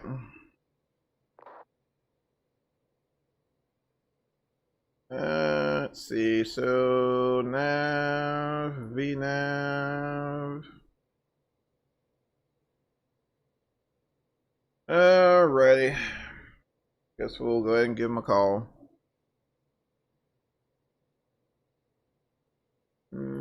Get that up here.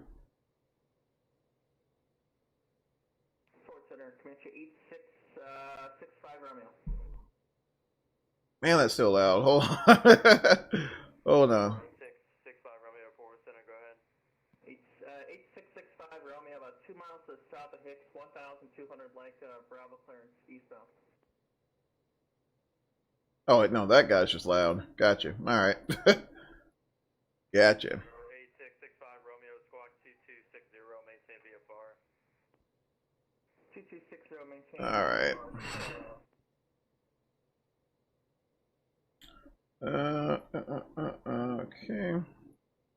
Center American 378 with you, fly level 330, about 20 to the east of the Texaco VOR.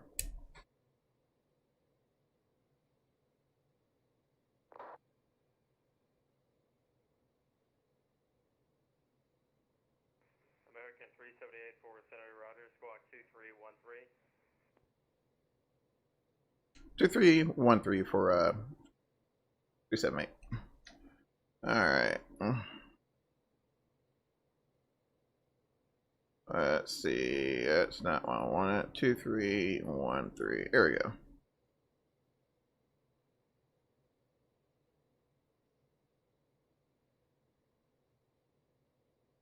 All right. Like I said, we're still quite a ways out, but.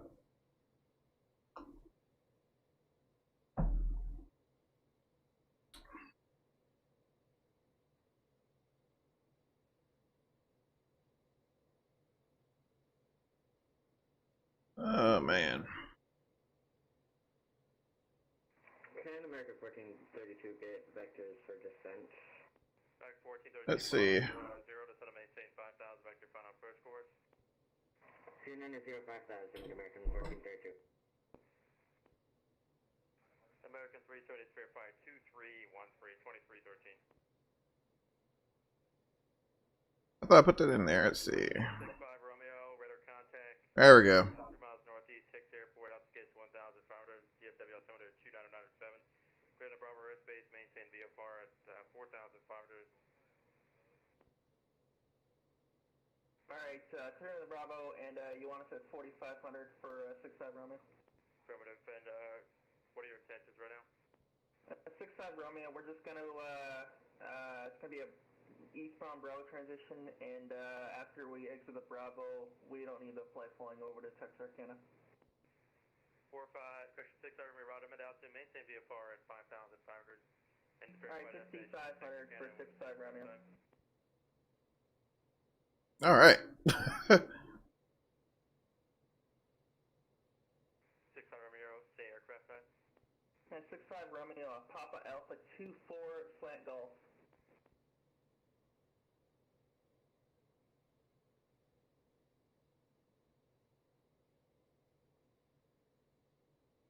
Interesting.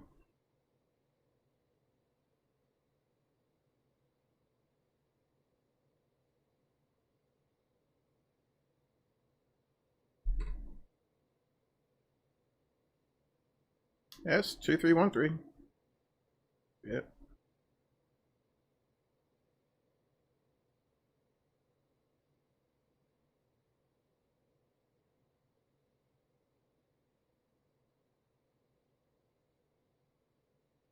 And a forward center, Comanche 65 Romeo. Is it alright if I transit directly over the airport, DFW? 65 Romeo, affirmative, sliding 090 back through Bravo airspace. We expect to go over top of DFW International. Altimeter 29907. Alright, 090, vectors through Bravo airspace, 65 Romeo. American 1432, turn right, heading 140 to set a maintain 4,000. 140, 4,000, American 1432. American 378, radar contact 38 miles east, Texaco, VOR, stay flight level.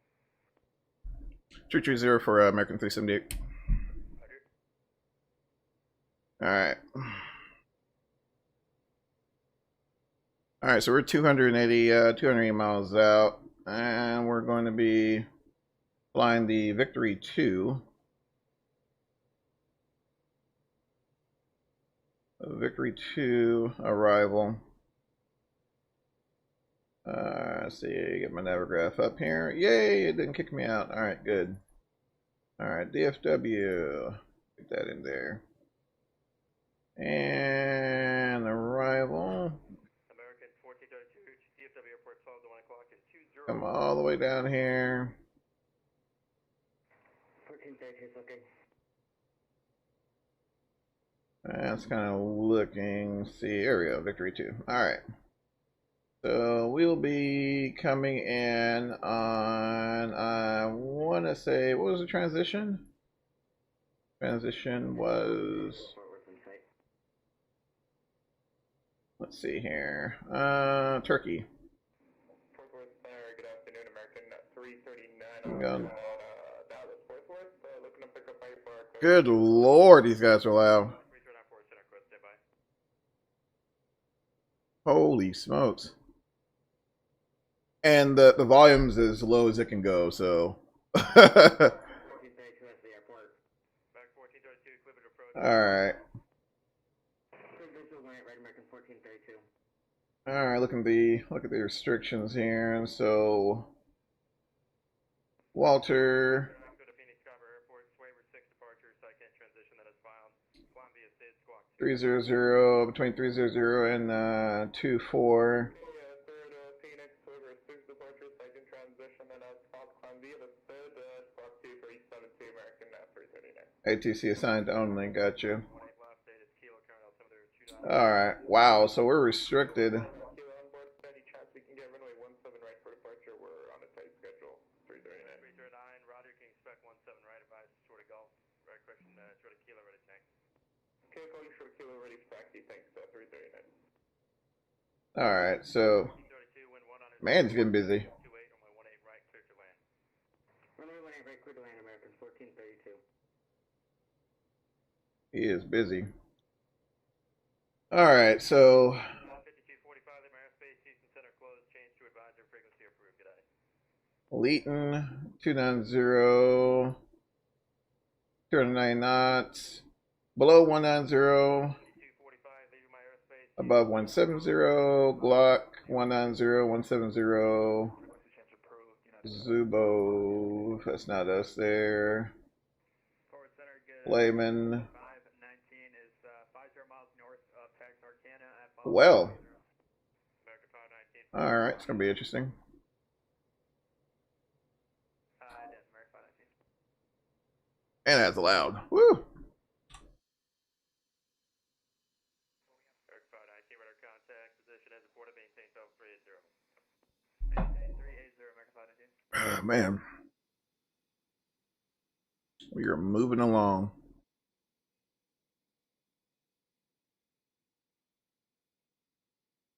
I think actually we may end up burning a little less than 13,000 here from what I was looking at.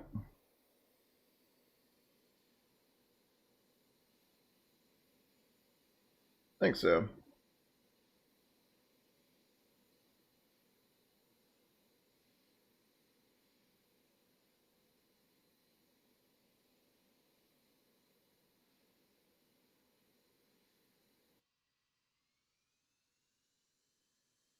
That one. Gotcha. Okay. Oh, a little closer. That's pretty cool. That's pretty cool. 65 Romeo, flighting 10.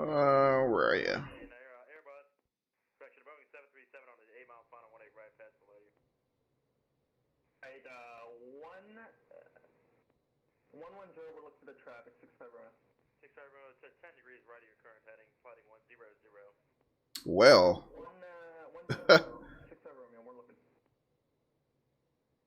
All right, so yeah, 10.3. So we got what was what we're supposed to have left in DFW. All right, 240 out. Let's double check our restrictions. All right, so, and that was another thing I want to verify as well. Sometimes I guess, you know, it depends on if, oh my gosh.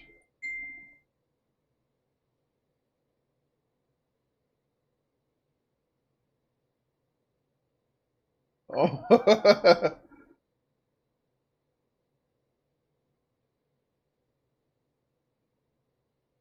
Today. 65 Romeo, I don't have the traffic inside. 65 Romeo, traffic, no factor. I'm sorry, I'll just.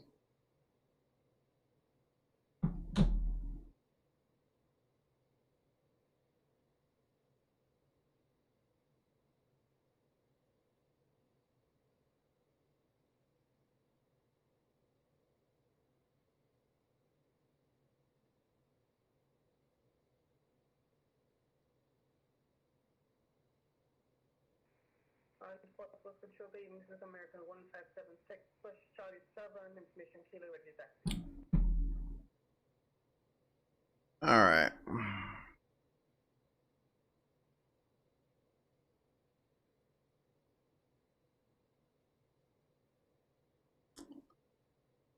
Okay, so getting pretty close there.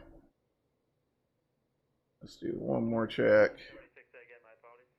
Oops, sorry. We have information kilo, push from gate. Let him up for a P-back real quick.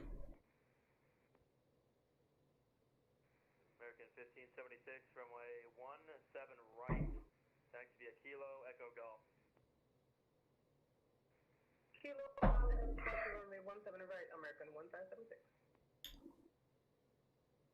All right, so they are favoring 17 right. Let's go. 65 Romeo, proceed on course to Texarkana Airport. Proceed on course to Texarkana, 65 Romeo.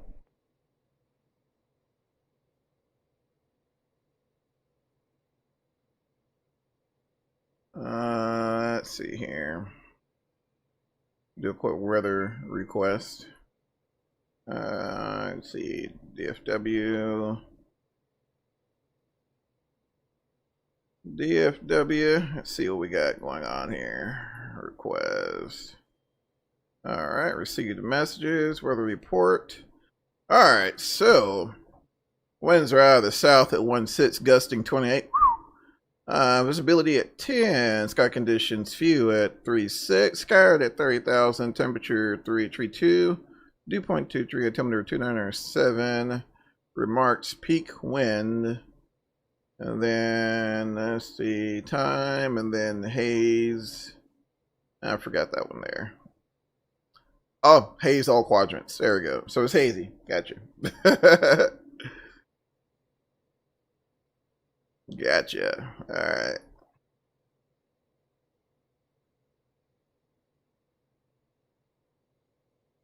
Let's see. Menu. There we go.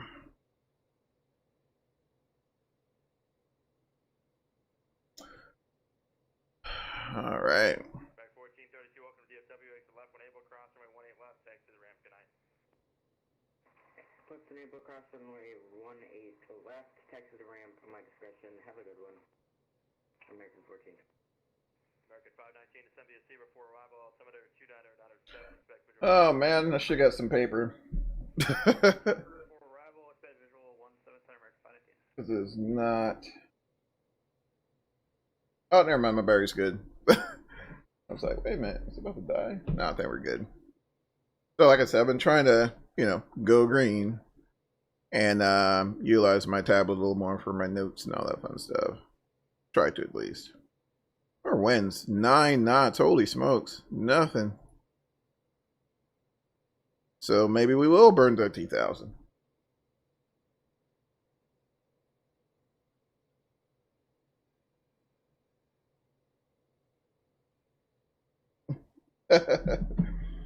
Well, that's hilarious. Oh man, that wasn't too bad of a flight actually, because I think we have left. I think we got 26 minutes left, so not a bad trip, y'all.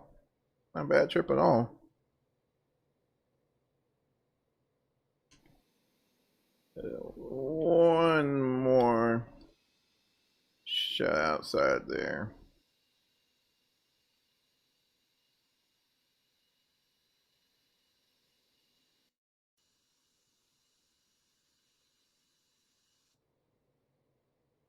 Yeah, phenomenal. Phenomenal. Yeah, Fort Worth's on. Looks like Los Angeles Center's jumping on. Atlanta Center, like clockwork. Atlanta Center's on. Houston's off. They were on earlier. Interesting. Yeah, I've got a little weather coming in. Traffic's pretty light into DFW. 378 there. We're trucking along. Oh man. Curious to see how Active Sky depicts the haze in Dallas right now.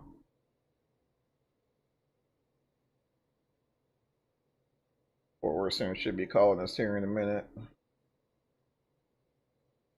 Hopefully clearing us on the Victory 2.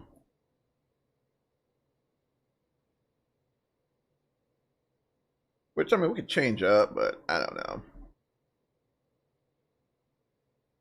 Kind of prefer the Victory 2 with the, I don't know, kind of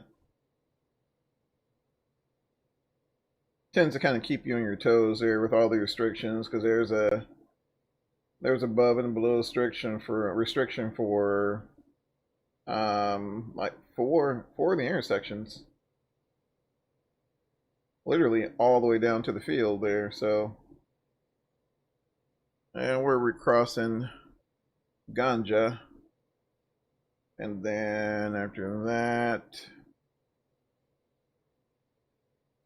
what's that, Kowana? American 1576, RNF 2 tracks, number 17 right, clear for takeoff.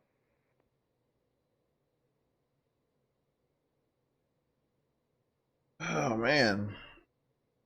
Alright, so check split to Takeoff Info 17 American 15. American 378, send me a victory to arrival, DFW altimeter 29097, advise you got the ATIS kilo. Down to Victory 2, got the ATIS, and we'll give you a call when we get information for American 378. American 378, you park on the east side? It's for, for American 378. American 378, expect visual approach 17 center. I'll look for 177 for American 378. Let's see here. So let's go ahead and change this up here to center. All right, nothing else changed. Still in the Victory 2. We'll do that. I was thinking while he was mentioning that, I was like, well, I meant 376. Okay, we should be good. We should be good. So I think we're going to cross. So he must be departing. Okay, so he may be departing aircraft on 17 right.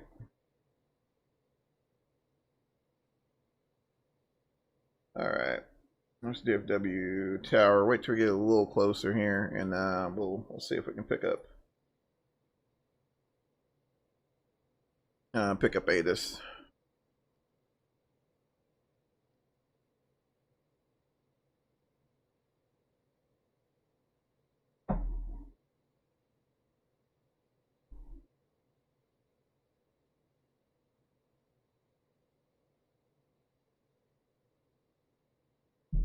Oh man.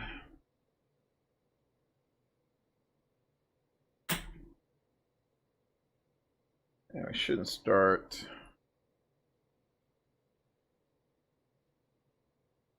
Alright, double check. I just need to double check the arrival.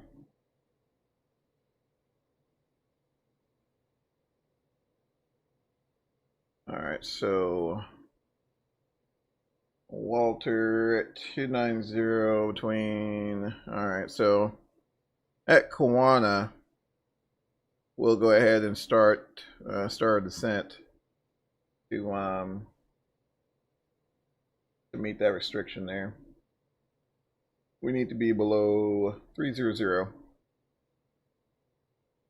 at Walter, so here's what we'll do that there.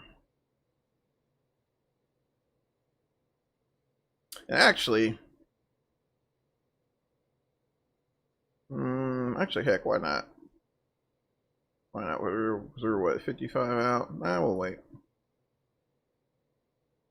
We'll wait, because we only got to drop, a couple thousand feet. So it shouldn't be too aggressive of a descent. We'll go ahead and hit that seatbelt sign though.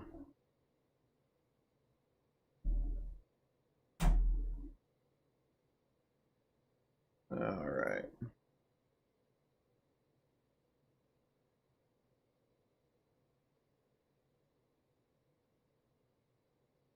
Air 1576, forward center radar contact. Flight maintain seatbelt 350. What's the time maintain 350 American 15.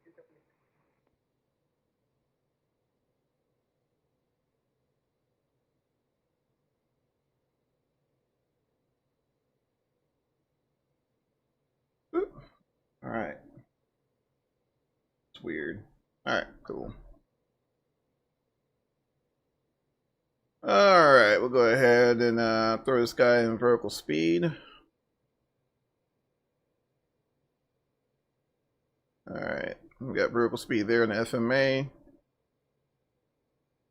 And should put us right there on Walter, so. Looking pretty good.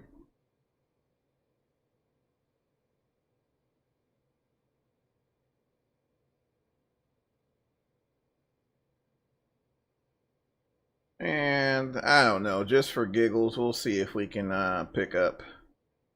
We'll see if we can pick up ATIS. Actually, I can't use. We'll use Comp 2.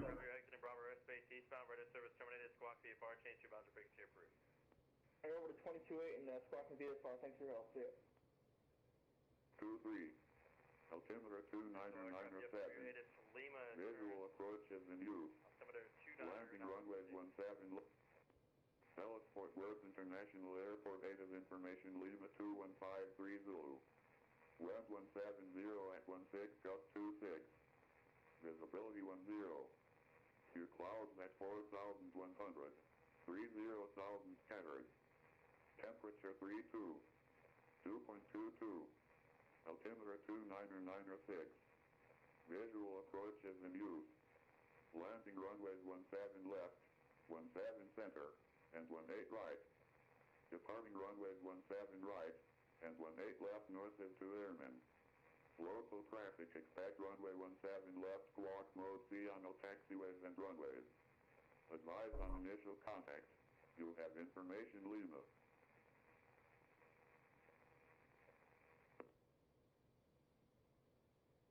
All right. Center American 378 has Lima on board. 378 running. All right.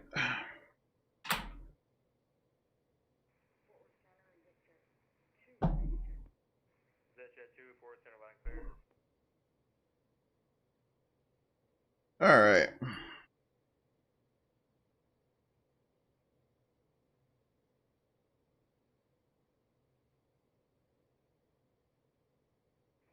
Forward center, good afternoon, Delta 185 with Lima, looking for clearance to Phoenix. Delta 185, forward center, good evening. Clear to Phoenix Scarborough Airport. Let's see. 17. Climb They going to Phoenix as well? 1.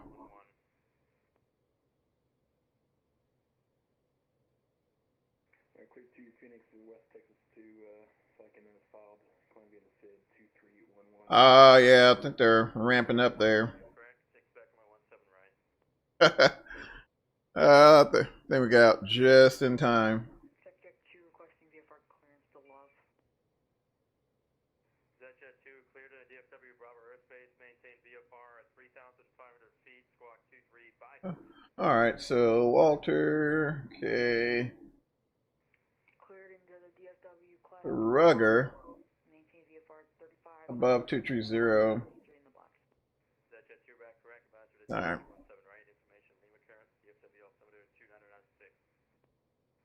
We got Lima, we'll expect 17 right, and we'll go for taxi exact Jet 2. Northwest Center, American 339, show Kilo, ready for taxi. American 339, runway 17 right, taxi via Kilo Echo Golf. 17 right, Kilo, Echo Golf, American 339, thank you. No, hold on that. I was thinking like, well, go ahead and leave the pumps off right now. Speed 265. Nah, we'll keep that up here.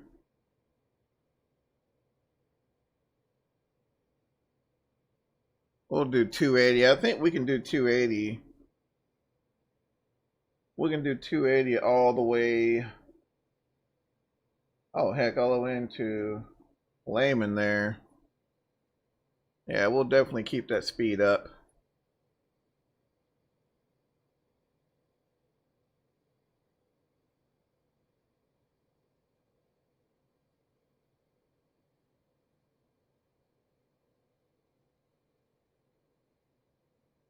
All right. All right, there's 280. So our next next restriction is Leeton, and that's below 190. So I think we should be good to cross Walter, and then I think we should be good to cross Rugger. I don't think we'll descend to below 230 anytime soon. So we'll go ahead and set this up for 180. And what's that next? What does this one have here? The lock. Alright. Alright, so Glock coming up there. Alright, so we'll go ahead and continue our descent. And normally what I'll do, I'll increase my vertical speed here until I see that range marker come in. There we go. All right. Jet 2 on Juliet Yankee, holding short of Yankee.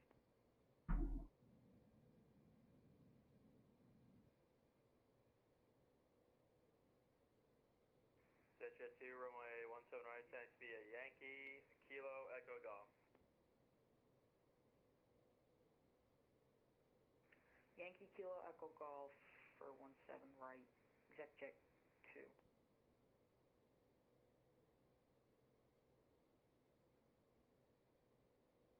All right. While we're descending, I'm just going to take a look. American 339, ready to go. Ready to go, 339. American 339, fly heading 200, runway. All right. 18 center. 200, I'm heading 17 right at Echo Golf, clear for takeoff, American 339. Okay, and go ahead and set our frequency real quick. 176 in the course. Of course, we're going to get the glide slope fail, localizer fail enunciation on there. That's totally fine.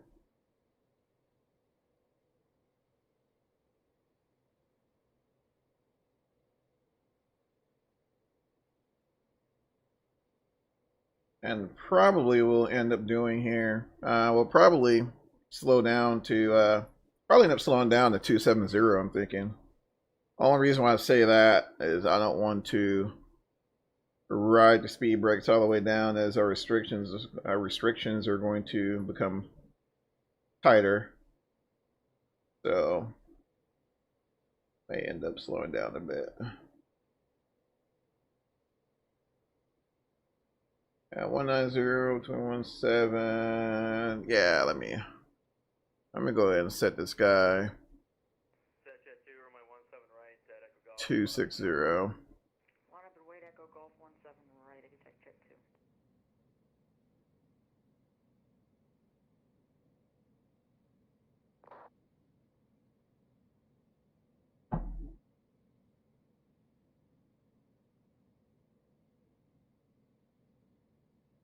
Let me jump over here to PA real quick and make a cabin call.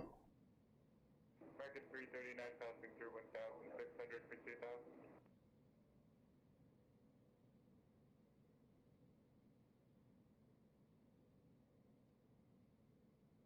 American 339, forward centimeter contact, climb maintain 17,000. Up to 17,000, American 339. Jet 2 in departure, fly heading 150, runway 17 right, clear for takeoff. All right. 0, 17 right, clear for takeoff, Jet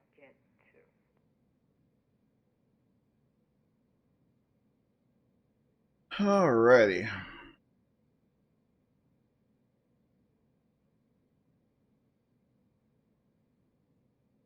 Guess we'll run speed brakes in. Oh man. Let's see here. So Glock.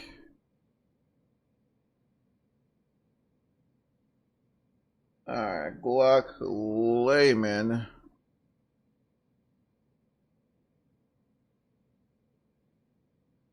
Alright.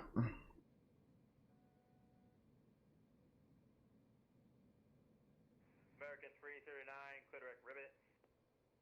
Clear direct ribbit, American 339, thanks.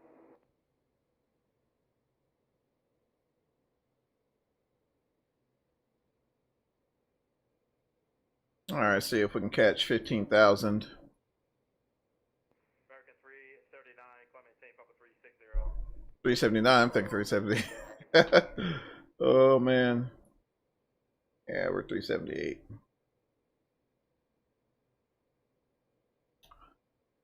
Alright, so we're getting that low limit enunciation on FMA, that's fine. American 519, fly heading 260, back to the final, maintain 6,000. Alright, transition altitude. Jet 2, forward centimeter contact, maintain VFR 3,500 feet, and right base above for runway 13 left.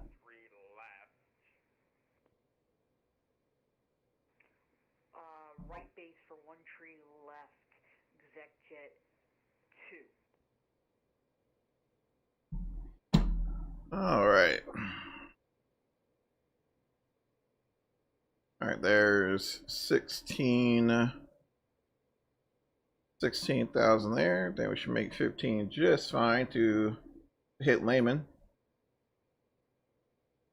And speed on that's 270. Next one at Victory should be below 25.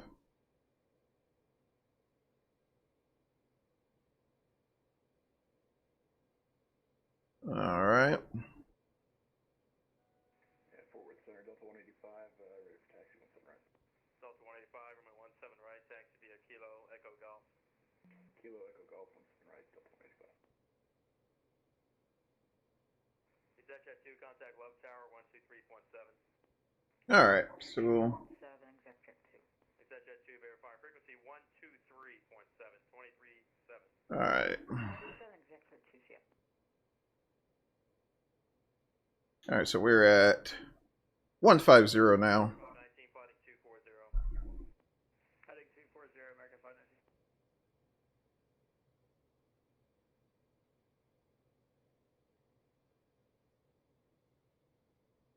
150, holding like a rock. 1576, clear direct Leeville, All right. Lima Echo Victor, rest of route unchanged. Whoa. Wow. All right, we are crossing Layman there. And then, let's see, we'll go ahead and slow down to 250 knots now. So we don't have to try to jump on the speed brakes later. American 1576, clear airspace southeast on Houston Center closed, change to advisory approved. Good day.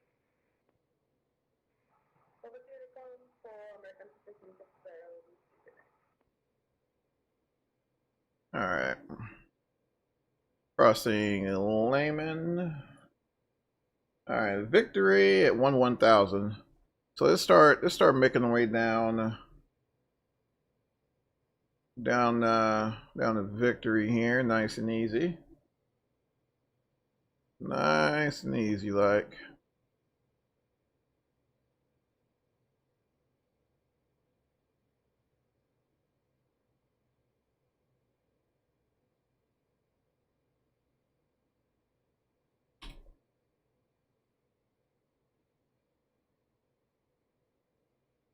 American 519, descend to maintain 4,000. 4,000, American 519. All right. Let's see here. Set checklist, landing data, prepared. Basically, we've done that. Pressurization, setting jet engine sync is off. Anti-ice as required. Windshield is required. AGPWS required.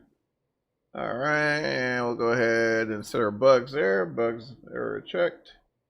Hydraulic system. We'll go ahead and put those on.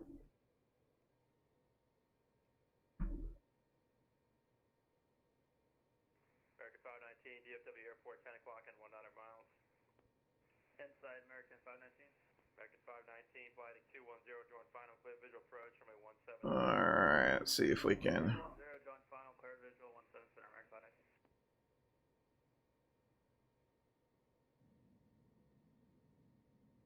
519. See if we can get up under that.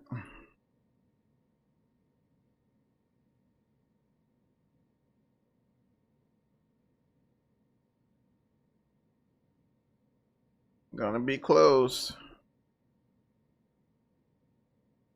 That one's pretty tight. It was my fault trying to.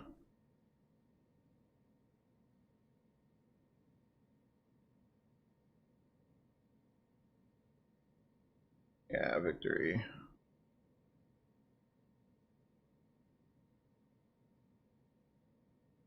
We're literally gonna hit 10,000 right at victory.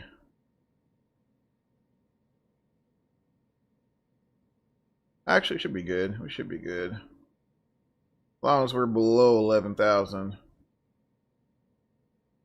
Yeah, we're below 11,000 there. And we're right riding the wave on 350. Alright.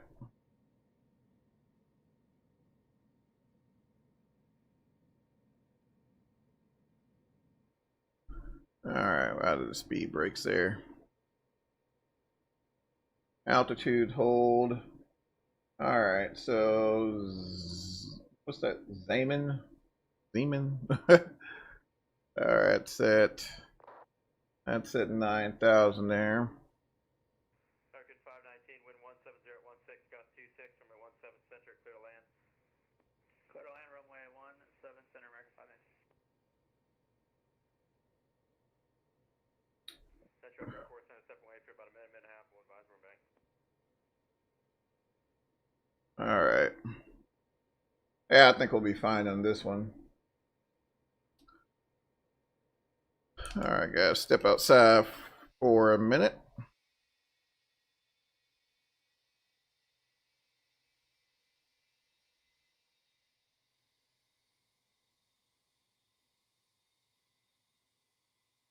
Alright.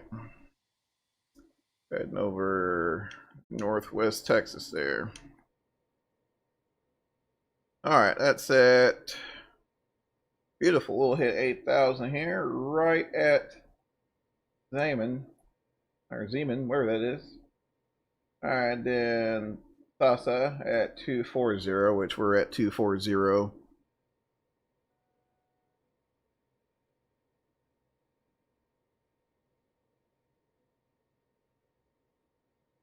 I wonder if he's going to be vectoring us or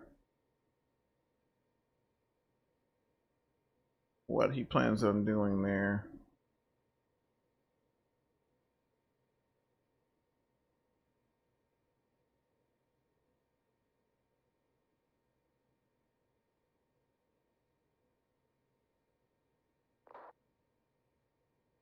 Alright, so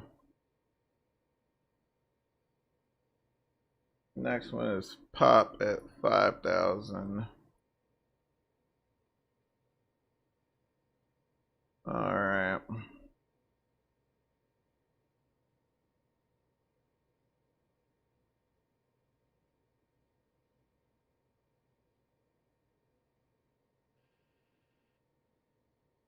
We don't have far at all.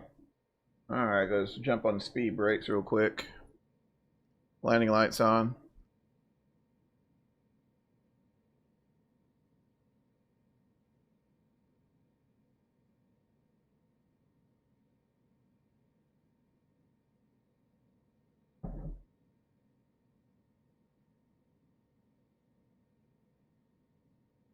I'll come down to 30 actually.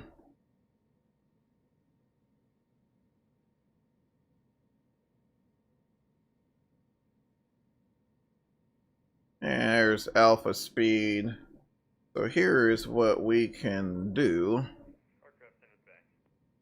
Alright, we'll go ahead and add some slats there.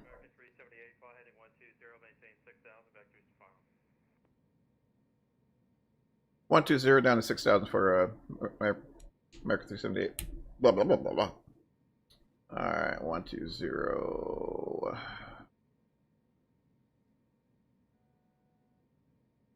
What do you say, 6,000? Oh, he's late. He's late. Let's see here.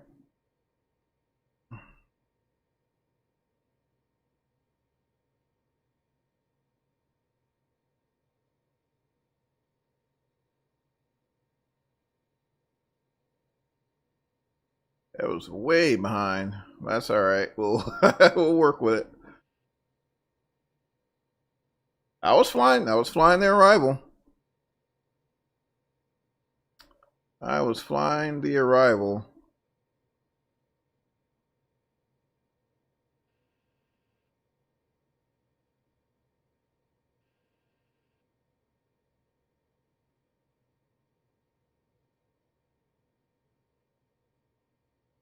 Alright, there we go.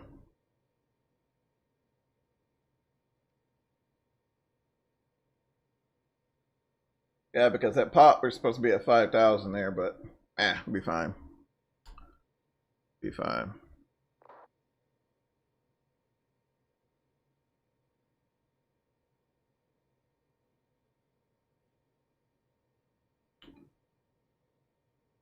Alright.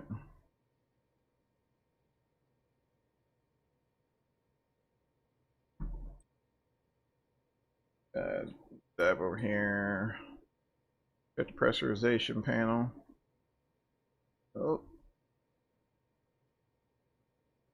And 2-9er. 9-3. Alright.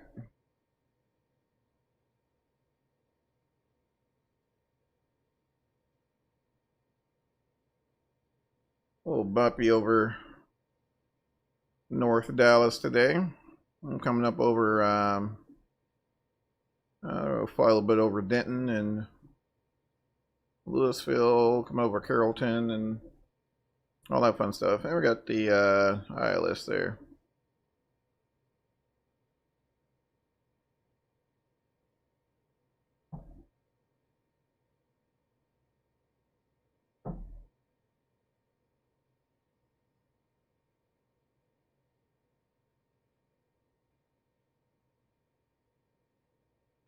Center Delta 185, 17 right, ready to go.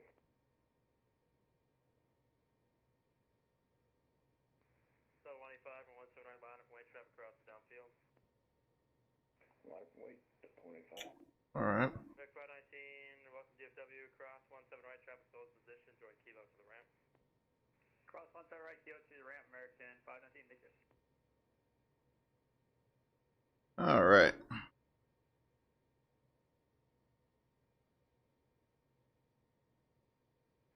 Forward center, Spirit Wings 1971, request PDC Phoenix. Swing 1971, request standby. I think he's vector us in there. We'll slow down. We'll slow down to 210.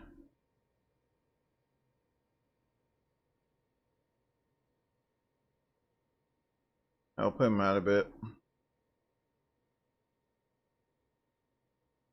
American 378, turn right heading 150, on the localizer, descend to maintain 4,000.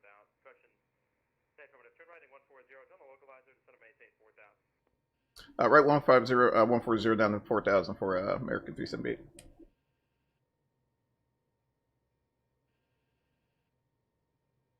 Alright.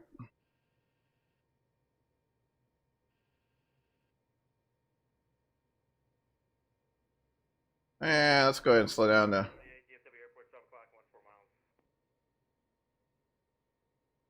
feeling sight for American 378. Clear visual 170, American 378. Alright. Delta 185. I'm gonna have to alarm my 170. Let's see. I'm gonna have to learn quick takeoff Delta 185.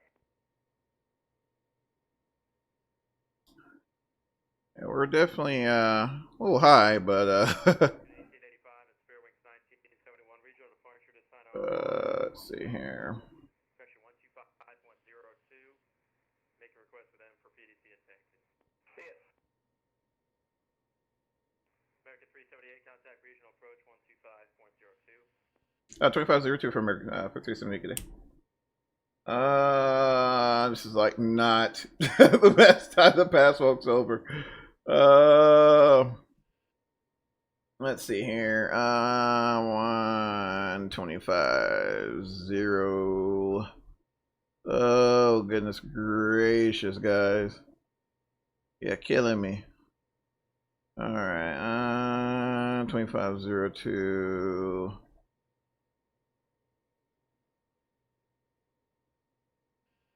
Sorry about that. Spirit 1971 regional. Did you want the PTC or you want a voice clearance? All right. PDC would be great. I'm kind of doing a few things here.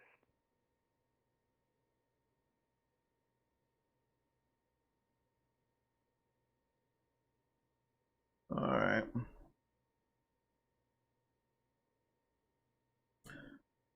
Approach American 378 with you and visual 17 center.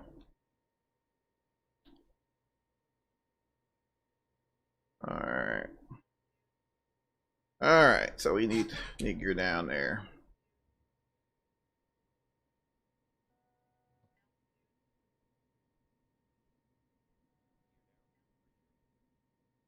Flash 15.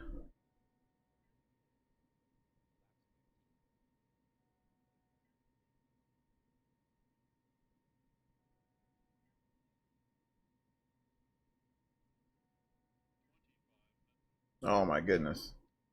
that's way too high. I think we should be able to burn it though.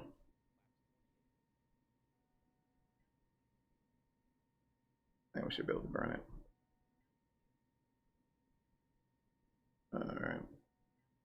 Approach American 378 with you. A visual for 17 center. American 378 regional approach, wind 170 at 16 gusting 26, runway 17 center, clear to land. Clearly on 17 center, American 378. Yeah, we made it. We made it there. A little trim, actually. Spoilers armed. And we're gonna pretend that the auto brake system is MEL'd, so we'll be on manual braking today. Now I say that just because I don't have time to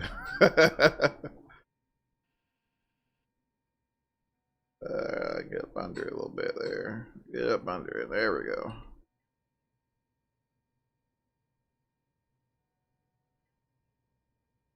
Love those high flap speeds in the MD-80.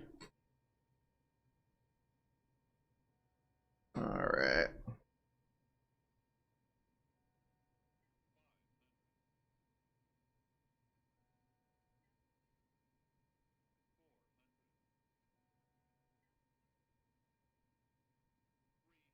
All right.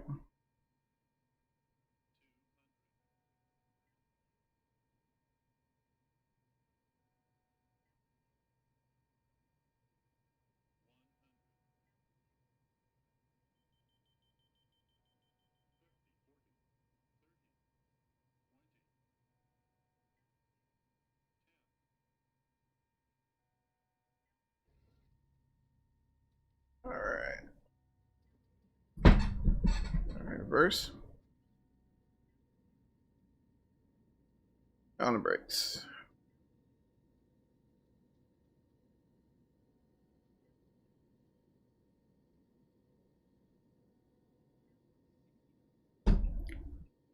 And take the high speed. There we go.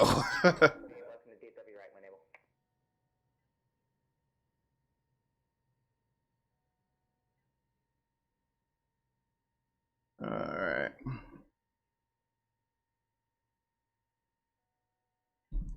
All right, let's get the airplane cleaned up.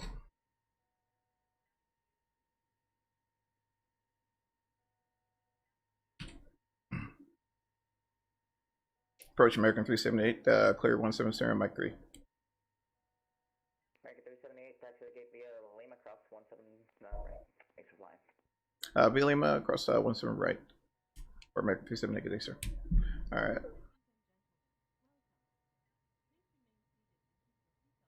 All right, guys, I don't want to delay here, so we're gonna, let's see, what's that, 112 foot per minute.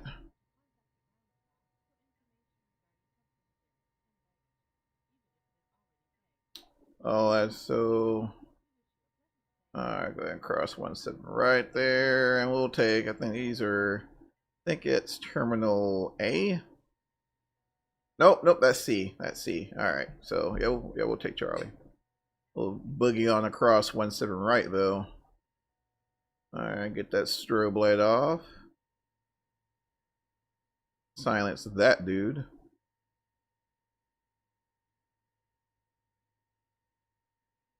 All right, weather radar off.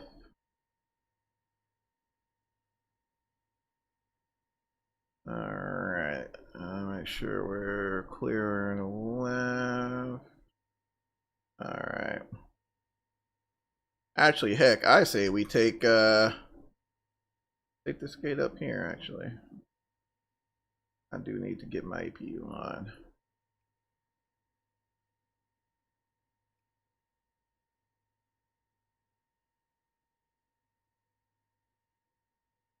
Ooh, all right. There's Charlie 17. Yeah, we'll take that. We will take that. All right. Try not to blind the ramper. Oh man.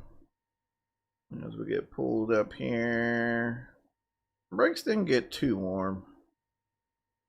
All right, and we'll call it good right there. All right, we'll go ahead and kill that left engine number 1. Get our start pump on there. All right, there's that there. All right, guys, there's 2. Parking brake set. Get some ground service action going on here. We'll slide on over to the FO side. And we'll get that trans and aux pump off and both engine pumps off. Beacon light is off. And we'll do some final, just some housekeeping items real quick. Fuel pumps off. Since the persistent is, I think, is enabled on this aircraft, so try to get this thing as prepped for the next crew as much as we can. All right, and we'll go ahead and get those bleeds open there on both sides. Bring the bleeds off of auto. Galley power, yeah, leave it off. We'll leave it off. Let's see, everything looks good there. And we'll open up those bleeds there. All right, guys, welcome to Dallas. Really fun trip, and they've depressurized already.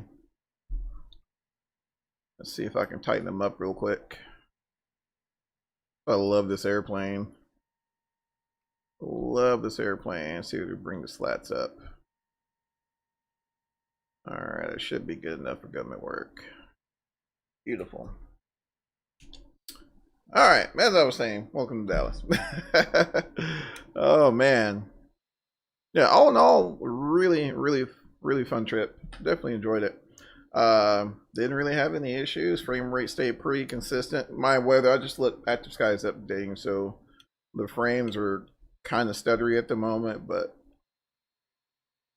still not too bad there. But awesome, guys. But once again, I appreciate you guys for coming aboard and spending time with us. Maybe tomorrow we're looking at another flight. We'll see. Maybe a group flight. We'll see. Not sure. So we may have something for you guys tomorrow. Just stay tuned on the Discord channel. Keep you guys posted there as well. And then I'll also try to schedule it as early as possible so you guys get the notifications. So if you guys subscribe, make sure you hit the notification so you know all the updates and all that fun stuff. But yeah, I'm sure you guys know that. All right, guys, I am out of here.